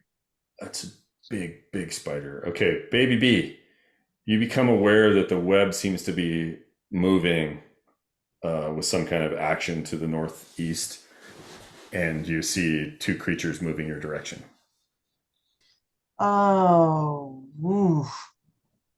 Oof. I want to have the Drider intercept. I want the Drider to move. Oh, I can't pick him up. That's Oh, you want me unfortunate. to move him to the north? Yeah, you're only paying the Okay. location. I want him to be like right here. Perfect. So he just gets to the edge of the web and starts to climb up the web a little bit. Mhm. Okay. Lawrence, you roll, and I'm feeling like an intimidation on this one. Yeah. Core intimidation through Baelbar. Ooh. Just the D20 with the +3 to it for the Drider itself. Okay. Yeah. Oh, that's pretty good. Okay, so he's got to beat Nice. these 2 have to beat an 18 when they come down to kind of get the sense that you guys aren't you basically are under its protection, right? Mm. Okay, so Hoots, you're still working. There are 4 rounds left. I want to move this under you. After this turn, there's only 3 rounds left. Okay, the Gloomweb spider. He's gnarly. Oh, I can just see the very base of the circle, and it looks huge. It is massive, man. It is not pretty. Okay. Okay. Okay. Kitty, I feel like you're going to notice this thing coming your way, and it's moving quickly across the webs. Oh shit. I'm going to have it at least roll a perception. It's kind of like crawling across the webs, and it sees you there. And it is going to web you. It might be time to love her. Oh, web her. Oh, Perfect. Kitty. It sees you kind of there with probably its meal, and it sprays webs all that direction and just sort of misses, just sort of hits the tree above you and beside you, and the webs just spray off to the side, and you are not entrapped. Okay. It might be time for you to cut him down and join us. This guy moves up 30 feet, sees the other Drider there. All right. He's there again. They're sort of repeating that arguing situation. And I feel like he probably sees the other dead Drider and just it's going to go down. Miss. Hit. Okay. So your friend, the Drider, takes 20 points of damage. Okay. I can't do that conversion. Yeah, I got it. Just letting you know. Okay, Kitty. Oh wait, it skipped me. Where am I? No, you're after Kitty. Oh, You've been I was before Kitty this whole time. You want to go first? oh no, it doesn't matter to me. That's fine. Yeah, I that's just want to make sure. When I hit reshuffle, it must have just moved you guys. No, Oh, okay. no worries. Yeah, I'm gonna immediately start trying to cut Drax down. Okay, so that's the easy part. So you use your interaction to cut Thrax with one hand. That's an automatic. You just cut that web. And then the other is a athletics or strength check. to keep him from falling into the webs below. But Yeah. does she get more strength Yeah, because she just has a of higher the plusage. thing she did? So she has a Oh, what was okay. that strength? Plus it was a 23. I think it was 23 or That's 25. plus 6. That's plus 7 to strength bonus. You're not proficient in acrobat or athletics? And that's the thing. So athletics, I have a 7 and it's a blue check mark, so I'm pretty sure I'm proficient. But So in just strength, I'm also I'm a 3. so you get to add 4 to that, so you're plus 11. So plus 11 to athletics. You want to know what you need? 11. Please say 11. You need 20. Thrax is a big dude, and you're on a tree, and you're trying to cut him loose, and so. But you do have a plus. You have a D4 to it extra, so Yeah. you really need to roll a 9 or better, and then you get to add a D4 to that. So you really need to roll an 8 or better. All right, let's try it. So I'm rolling athletics or Roll athletics, and then we'll just Yeah. we'll manually add 4 to that. Oh, I do with Left. advantage. I'm sorry. I meant to roll. No, we always go on the left. I So really need to go. basically, you reach out, kind of steadying yourself with your legs kind of clawed into the tree, and you pull Thrax toward you and kind of brace yourself, and then you just take your knife and you cut the web, and then he falls down, and you're like one claw into the hand, and you're like, "Argh!" And he's like way heavier than you would think, but then you start to scramble down. So you've used your action to cut him loose. You've used your interaction or your action to cut him loose, and now you have your movement and your bonus action, but you're carrying a heavy load, so you can only move at half speed, so you can only move 30 feet. That's okay. I just need to get down to where Hoots is. So just whatever my action is to get to Hoots. Okay, so basically I will go ahead and move you guys. You basically make it just to the base of the tree. Yeah. Okay, Manon. Okay, I'm gonna move up to here. Like this. And then I'm gonna use my breath weapon at Ooh. this guy. Nice. So Okay. Is that just an attack, or do you have to do Yeah, something? go ahead and click the breath weapon, and he's got to make a saving throw. And it's dexterity. Let's just They're say probably that's pretty higher. dexterous. Ooh, he didn't see it coming though. So you should just be able to click on your attack column. Let's click breath weapon, and it should roll 3d8. Let's try that. There you go. Hell yeah. All Hell right. He yeah. takes the full 16 points of acid damage. Okay. And The best part is that was my bonus action. that's your bonus action. What is your action? So Nice I'm job. gonna probably just, I don't know. I just thought about that. Let's do guiding bolt Okay. again. Which I think is I have to hit. Okay, Yeah, mark so off I need to another first level spell, and you got to make a ranged spell attack. Okay. Sorry. Now I'm clicking. Yeah. That's a hit. That seems like a hit. That's very much a hit. He takes 17 points of radiant damage. Now you're cooking with godlike That feels power. pretty good. Yeah. That feels pretty good. Okay.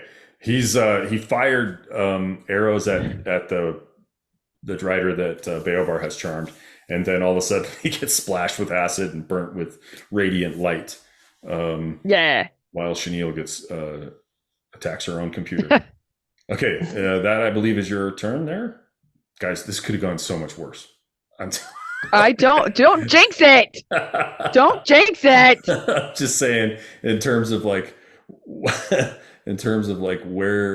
is going on, it's pretty amazing. Okay, actually, he's after that guy. While Beobar's concentrating, does that mean he cannot cast any more spells, or He can as long as it's not another concentration spell. Okay, so long as it's not a concentration spell. Okay, that is good because I want to. Why are so many of these concentration? I know. Hey, Catwalk. I suppose you haven't been recording the screen, have you? Nope. That's okay. We'll just make it still shots. Do you want me to take screenshots of things? Sure, if you want. It doesn't hurt. You Okay. can just email those to me. Okay. Bailbar. I am going to. I can't see Thrax's health bar, right? Yeah, Thrax is not alive. Not alive? Okay. Not alive. Let's see. I want to. Not yet. And remember, Bailbar is not meant to be a combatant. So He's not. Yeah, he can die. So don't. I want to cure Thrax. I want to at least revive him. Can that do it? No. Is that touch? A creature you can see within range. So Bailbar sees Thrax and you just feel like he feels an intense amount of worry. And go ahead and mark off the spell. Okay. But it has no effect. It can't heal someone who has passed away. So would someone like to roll a d20 3 times for this Drider to attack the one directly to the north? I'll do it. Okay, just 3 d20 rolls. These are going to be with +7. So 12, 9, 13. Those are all misses. Okay. Jeez. All right. Jeez. Hoots, you're still working on the teleportation circle. There's only 2 rounds to go. The Gloomweb spider sees you scurrying off, Kitty, and it moves 40 feet and it's going to try to web you again. I'm sorry. Here it goes. Okay. Oof. You are restrained by webbing.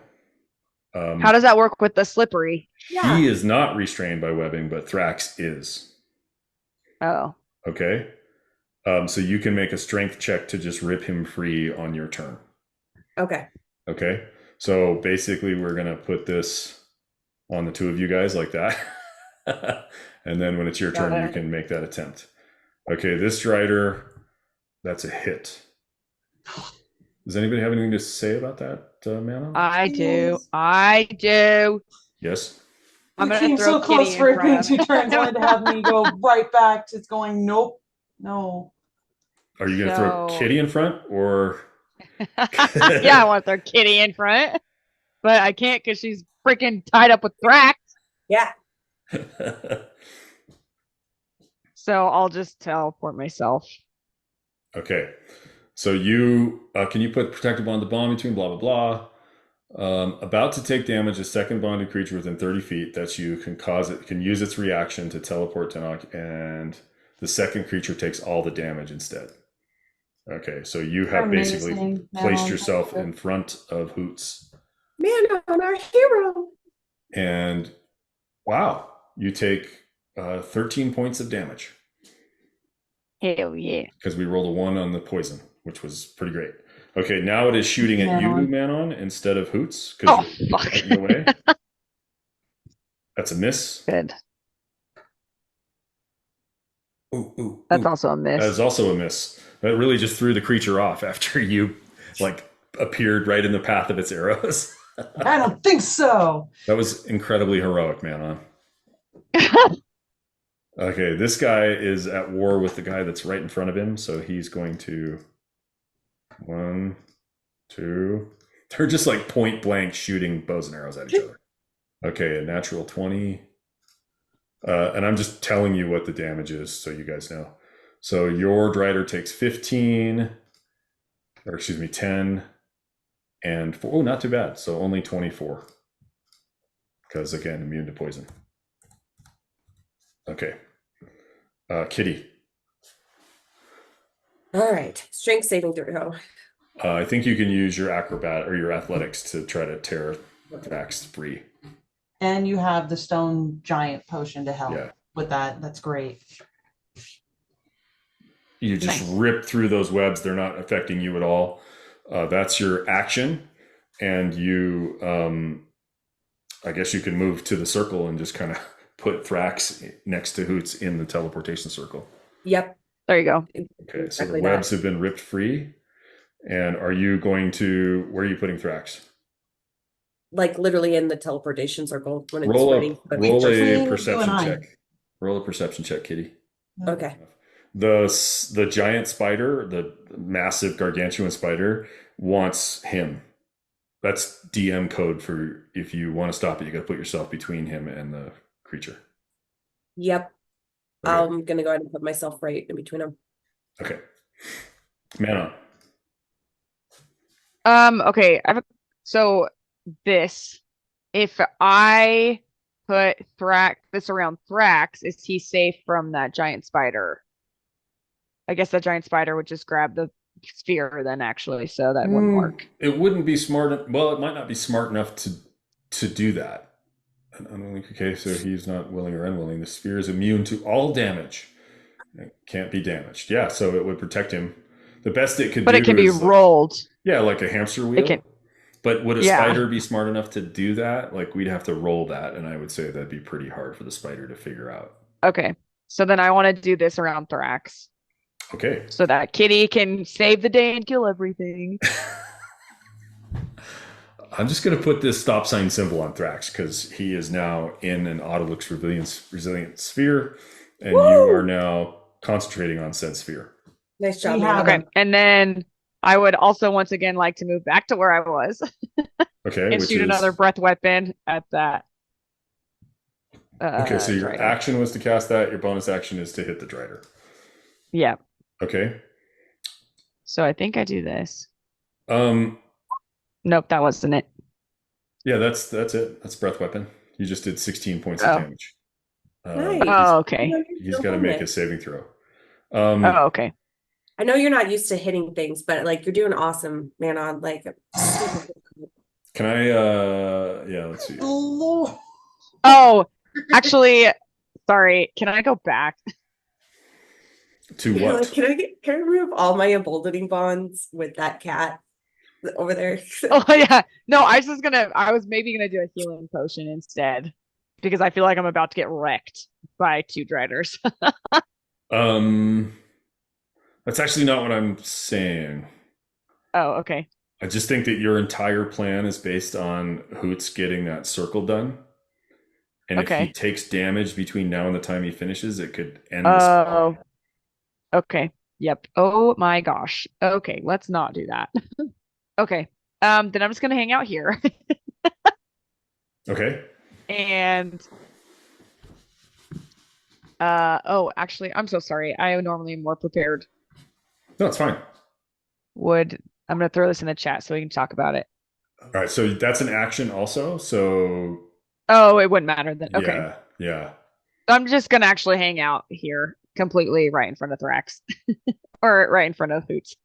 Okay. So you did do the Autolix sphere on Thrax, and you are basically giving Hoots 3/4 cover. And with your body. Can I pull out my mace of just I don't know.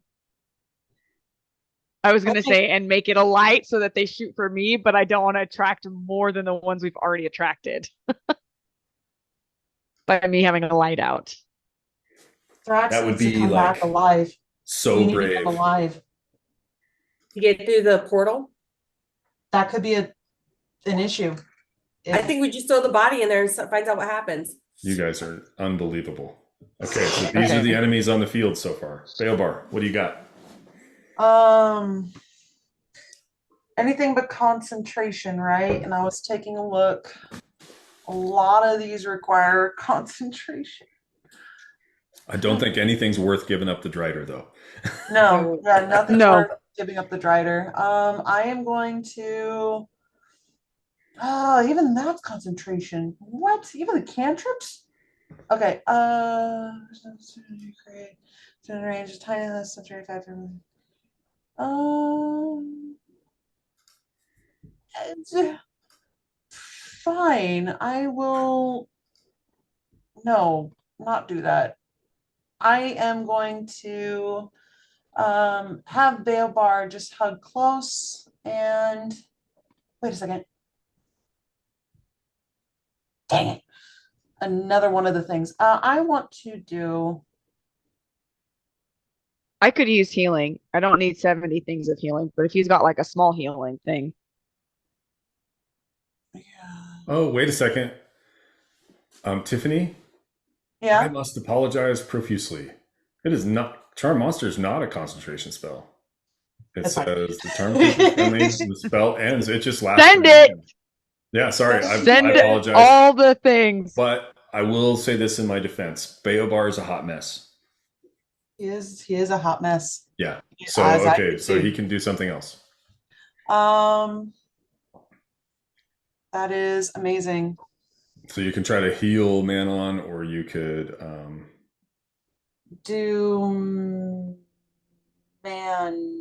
me. No. Would it be more beneficial for Hoots or Manon? I think Manon has placed herself in the line of fire between the Drider and Hoots, so yeah, I'm gonna say it's either Kitty or Manon. I'm just gonna say, man, our kitty hasn't been hit. yeah, Manon has been hit twice. it was I don't know what you're trying super to do. heroic the way that Manon got between Hoots and the arrow. So I feel like that has softened Bayobar's frustration with her for burning his Yay! So protection from evil and good, I'm gonna cast it onto Manon, Okay. as she is my defense. Or our defense. Yeah. Okay, Manon. You have just benefited from a protection from evil spell cast on you Oh, by thank Bayobar. you. Okay, so when the Drider Bayobar. shoots at you, it has disadvantage. Cool. Okay. Okay, Tiffany, you're playing Bayobar, so his charmed monster is yours to fire 3 arrows, please. Plus 7. Just roll 3d20 and we'll just do it. So At any monster of my choosing? no, he's fighting the one that's directly to his north. The Drider. So 2d20? 3d20. It shoots 3 3d20. times. Okay. Let's see here. So only one of those. Wait, no, 2 of those are hits. Okay, so he just does the piercing damage. So 8, 12, 20 points of piercing damage on the Drider to the north. Okay. Okay. It all adds up. Okay, that's Hoots. You've got 1 round left to finish the teleportation circle. This is it. So this is the last round, right? The Gloomweb Weaver spider sees Kitty, and between it and its prey, and it sees that the web was ineffective, so it comes up next to you, Kitty. Okay. Ready? It leg slashes at you. Okay. Oh, you lucky kid. You take 11 points of slashing damage. There goes my temporary hit points. Thank you, Manon. Okay, temporary hit points are gone. Okay, It next. stabs at you again with its leg and misses. It can't touch us. Is it gonna zag? It's going to zag when you zig. And it's going to try to bite you. Okay, you take 12 points of piercing and 12 points of poison. But You doesn't have she get half the poison poison? resistance, so you only take 6, so that's 18 points. And then you have to make a Constitution saving throw with advantage. Got it. So minus 18. And Constitution with advantage. Yeah. Good job. You are not poisoned. Yes. Okay. It's like that scene in Lord of the Rings with Frodo or Sam and Shelob. So you're like ducking and weaving, and it's slashing at you with its legs and biting at you. It just nicks your shoulder. You roll out of the way. This Drider to the north is now going to shoot at Manon. And it's going to shoot 3 times, but it's going to shoot with disadvantage. Oh. That's a hit Okay, anyway. that's fine. That's a miss. That would have been a hit. Yeah. Ugh. Damn. Sorry, man. Okay. So you're already poisoned, so you take 10 points of damage there. Would actually take 8. 6 piercing, 2 poison. 12 piercing, 2 and 1 poison, so 13. So you take 21 altogether. And that is that. Okay. So I am going to target. The other one's kind of in the way and I don't want to hit it accidentally.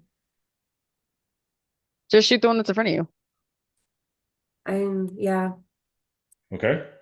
But my Drider arrows, right, are just Drider arrows. Yeah. Okay.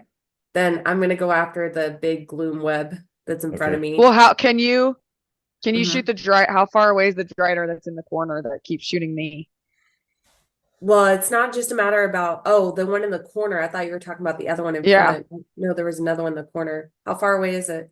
Somebody just did the math. I don't 130 I feet didn't oh, is it? Son of a from Kitty. yeah. Yeah, it's kind of, I can't even Oh, see that it. looks like 100. Oh, okay. You can't see that far, can you? No. Yeah. I'm So I just can't gonna- even see it either. I just know it keeps shooting at me. So I If know you- there's something over there. yeah, you can kind of just shoot in that direction with disadvantage if you like. No. Yeah. No, I'll go for the thing in front of me, but there's one thing I want to check. Okay. Just curious if this would do So can I anything. have a question while she's doing that? Yes. So once it's Hoots' turn this next time, is the teleport open for us to start going through? Yes. Okay. You'll have one round. It'll go all the way around from Hoots' turn all the way back to Hoots, and he'll be the last one to go through. Okay. Is the gloom web a living creature? Yes. Okay. And I'm allowed 2 moves on this, right? Depends on what you mean by moves. Can I shoot my arrow and then use my dagger, or can it only be one or the other? One or the other. Okay. I feel like the short bow is probably going to give me. And this will be with disadvantage because you're in point blank range.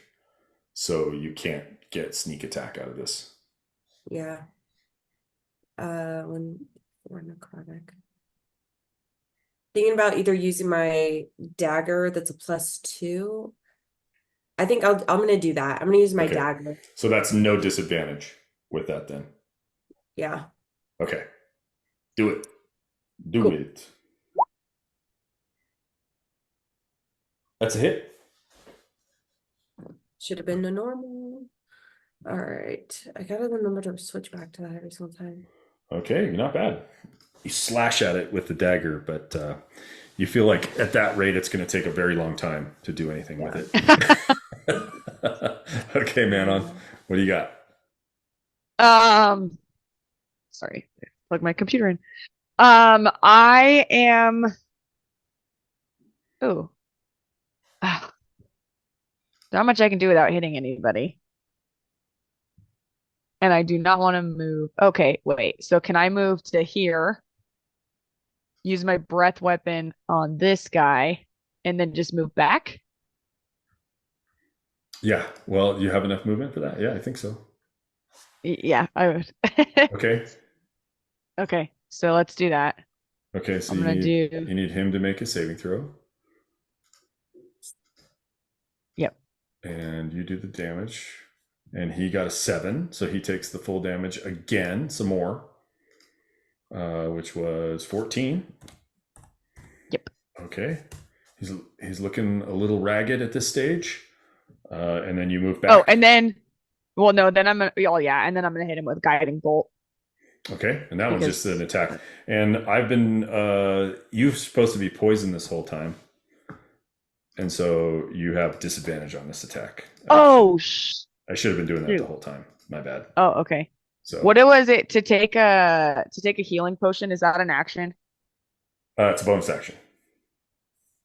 Or you can take it as your action. Okay, can I take a healing potion? You sure can. Mark it off and roll it. What kind is it? Okay. I think I'm just gonna do a I don't know what the difference is between them. What do you have? I have a supreme and I have just a healing. A supreme healing is like, I don't remember. Let's see. Pretty. Supreme healing is that. That's exactly what I need. Well, you can I'll roll take it it. yourself, though. No, that's okay. Whereas a regular healing potion is 2d4 plus 2. Okay. I just feel like I need it if I'm gonna get. I'm sorry, you guys. I'm gonna use that. Don't use it. That's what It's it's there for a for. good cause. Okay, so you want to do it yourself, or do you just want to use my 43? I just want to use your 43. Go for it. Okay, Okay. you've used that. That's your turn. All right, back to the top of the round. The teleportation circle, the sigils on the ground that Hoots has drawn, frantically running from one side to the other, they begin to glow, and the spell is starting to coalesce as as more enemies start to appear in the web, and they're chittering toward you. Beobar, what do you do? Beobar. Well, you were going to do that. I am going to. Oh, I'm on a concentration for Manon now. That is true. Yeah, protection from evil. Yeah, Oh yeah. Frick. Thanks. which you would have gotten hit 3 times if it weren't for that instead of just Yeah. yeah. That's another concentration. Beobar is just going to be snuggling close. A lot of the things that I have here are concentration. Okay. So Beobar is just going to move up. So if you are within 5 feet of the spell when it closes, let's see, Shimmering Portal opens and remains open until the end of your next turn. Any creature that enters the portal instantly appears within 5. So if you're already there, I mean, technically, if we were like really being rules lawyers, you probably shouldn't be allowed to be that close while he's drawing the circle. So technically, we're going to just, but we didn't do that. So we're going to say that Beobar can move right next to Hoots. And as the spell closes, he'll be transported. Okay. Your Drider can shoot 3 times at the other Drider. Go ahead and just roll 3d20, just like last time. Okay, cool. Ooh, nice. Should all be hits. Those should all be hits. Oh, damn. 26 points. Oh, nice. These guys are so tanky. Okay. Not dead yet. Hoots, you complete the spell. Oh my gosh. Oh my god. It's happening. so I want to do the something spell cool. is now activated. Yes. Yeah. Does Thrax just go through it automatically, or does he go through a kitty? Or he is within 5 feet of Hoots. So as the spell completes, Thrax, Beobar, Hoots, and Manon, you are absorbed by light. You disappear. Bye, kitty. Bye. The spider slashes at you with its one leg and misses. Slashes again and hits and bites and misses. You take 13 points of slashing damage, and it is your turn. Just step into the thing. Actually, Kitty, sorry. As you're still trying to step into the thing, arrows come flying out of the darkness, and you take another half of the poison. So 12 more points of damage. 22 more points of total damage. And then I'm assuming you're going to step onto the teleportation circle. Yes, I'm very grateful right now that none of my fellow friends saw me get hit, because I'm going to pretend like none of this happened. And she just shows up with all the arrows sticking out of her, and we're like, what happened? She's like, nah. Nothing. Fine. I'm fine. Walks it off. And as I take a step back, I just throw up both fingers and I just peace back. All of them. Do you have inspiration? No. Actually, we're going to move you here. I think you just got inspiration for the double birds. Yeah. Okay. Love it. You find yourselves in this place of power. A stone circle, teleportation circle. The 3 of you plus Beobar and Thrax. So I wouldn't have taken that supreme healing. I thought we still had to. I thought I was going to get shot at more. I kind I of did was too, thinking. but you guys have just absolutely been the most lucky of. I can't even believe how lucky you guys were. I was going to say that's way easier than I thought it was going to be. I thought there's no way, and then it just kept not rolling any ones. So We got you're so out. lucky. You're out. Wait, Okay. okay, so now we need to do Thrax. Yeah. Can we save this for next game? Yeah. Yeah. Okay, I want to run through the resurrection deal really quick. Number one, you are not going to want to resurrect Thrax in the Underdark. This is the realm of Okay. the Spider Queen, so you just as a cleric, you just wouldn't want to do that. You would want it to be in a proper place. Okay. Okay, so that's the first thing.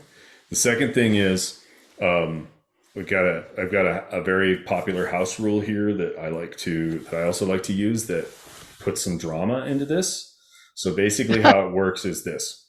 When you cast a resurrection spell, it's not automatic. Can you put resurrection in the chat, Katie? Yeah. Please. Sure can. Resurrection or raise dead? Raise dead, sorry. Okay. I was like, I don't have resurrection. Okay. Thrax has not been dead longer than 10 days. Something happened between the time you talked to him and now that caused this to happen. If the creature's soul is both willing and at liberty to rejoin the body, the creature returns to life with 1 hit point and at 9 levels of exhaustion. Okay? So here's the thing. To come back, the creature that's being brought back has to, the first time they're ever brought back from death, it's a DC, a straight D20 roll. They have to beat a 12. Okay? Like a death save. But it's 1 D20 roll. We can't modify it. We can't add anything to it. But you can't get advantage. But what you guys can do is lower the difficulty by conducting a ritual for each one of you. And that ritual can be anything you want. It can be you say some words about them, you make a prayer, you use one of your abilities. But if you are successful in that attempt, then you can lower the difficulty by 3. Okay, so let's say Manon, this is not what you're going to do, Manon, but let's say you arrange flowers for the time that Thrax ate flowers, right? Oh yeah, I forgot about that. In such a way that would like appeal to him, right?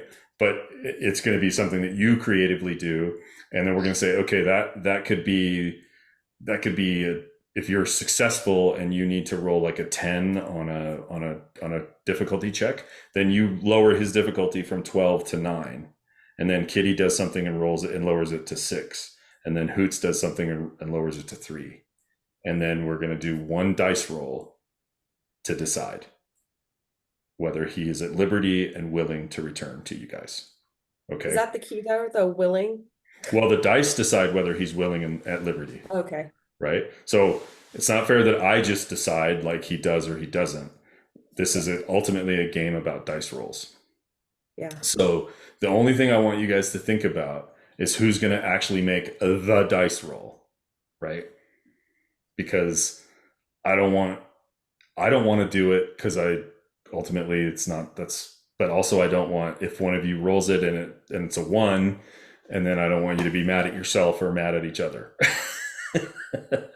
Right? And I like consistently roll 20s right off the bat, just to roll all of the ones out the window. Yeah. just dump a bunch of dice on the table and just go that one. Let's forget all those. We're just gonna go with that Just one. pick through them all and go, yeah, this one. And so that's the deal. Okay. That sounds good. All right. So you guys Holy smokes, think I just about saw it. the time. I know it's like 11 o'clock. Yeah. Okay. Are we good for next Monday or not? I'm in Mexico. Mexico on planet Earth? Yeah. Wow. Okay. 25th? That works for me. That does for me too. And I think Me that'll be too. adequate time to come up Yeah. with a creative way for each other's ritual or how we can. Yeah. Okay, so yeah, generally the goal is to do something that's, relevant and connected to the story and to the character, and then that would appeal to them to come back to you. Right? Mhm. Okay.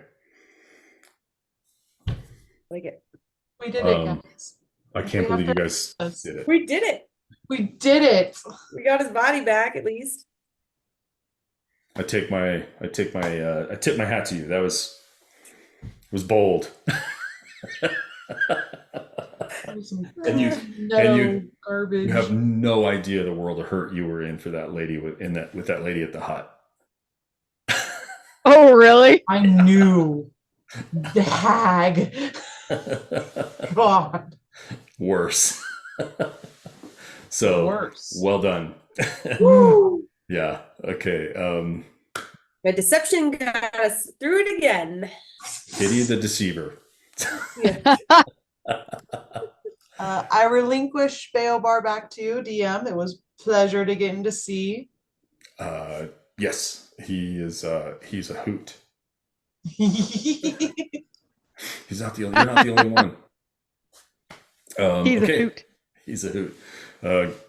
Good job, you guys. I'm very, very impressed. Thank you. Amazing. Well done, Ken. Thank you. Thank you, Ken.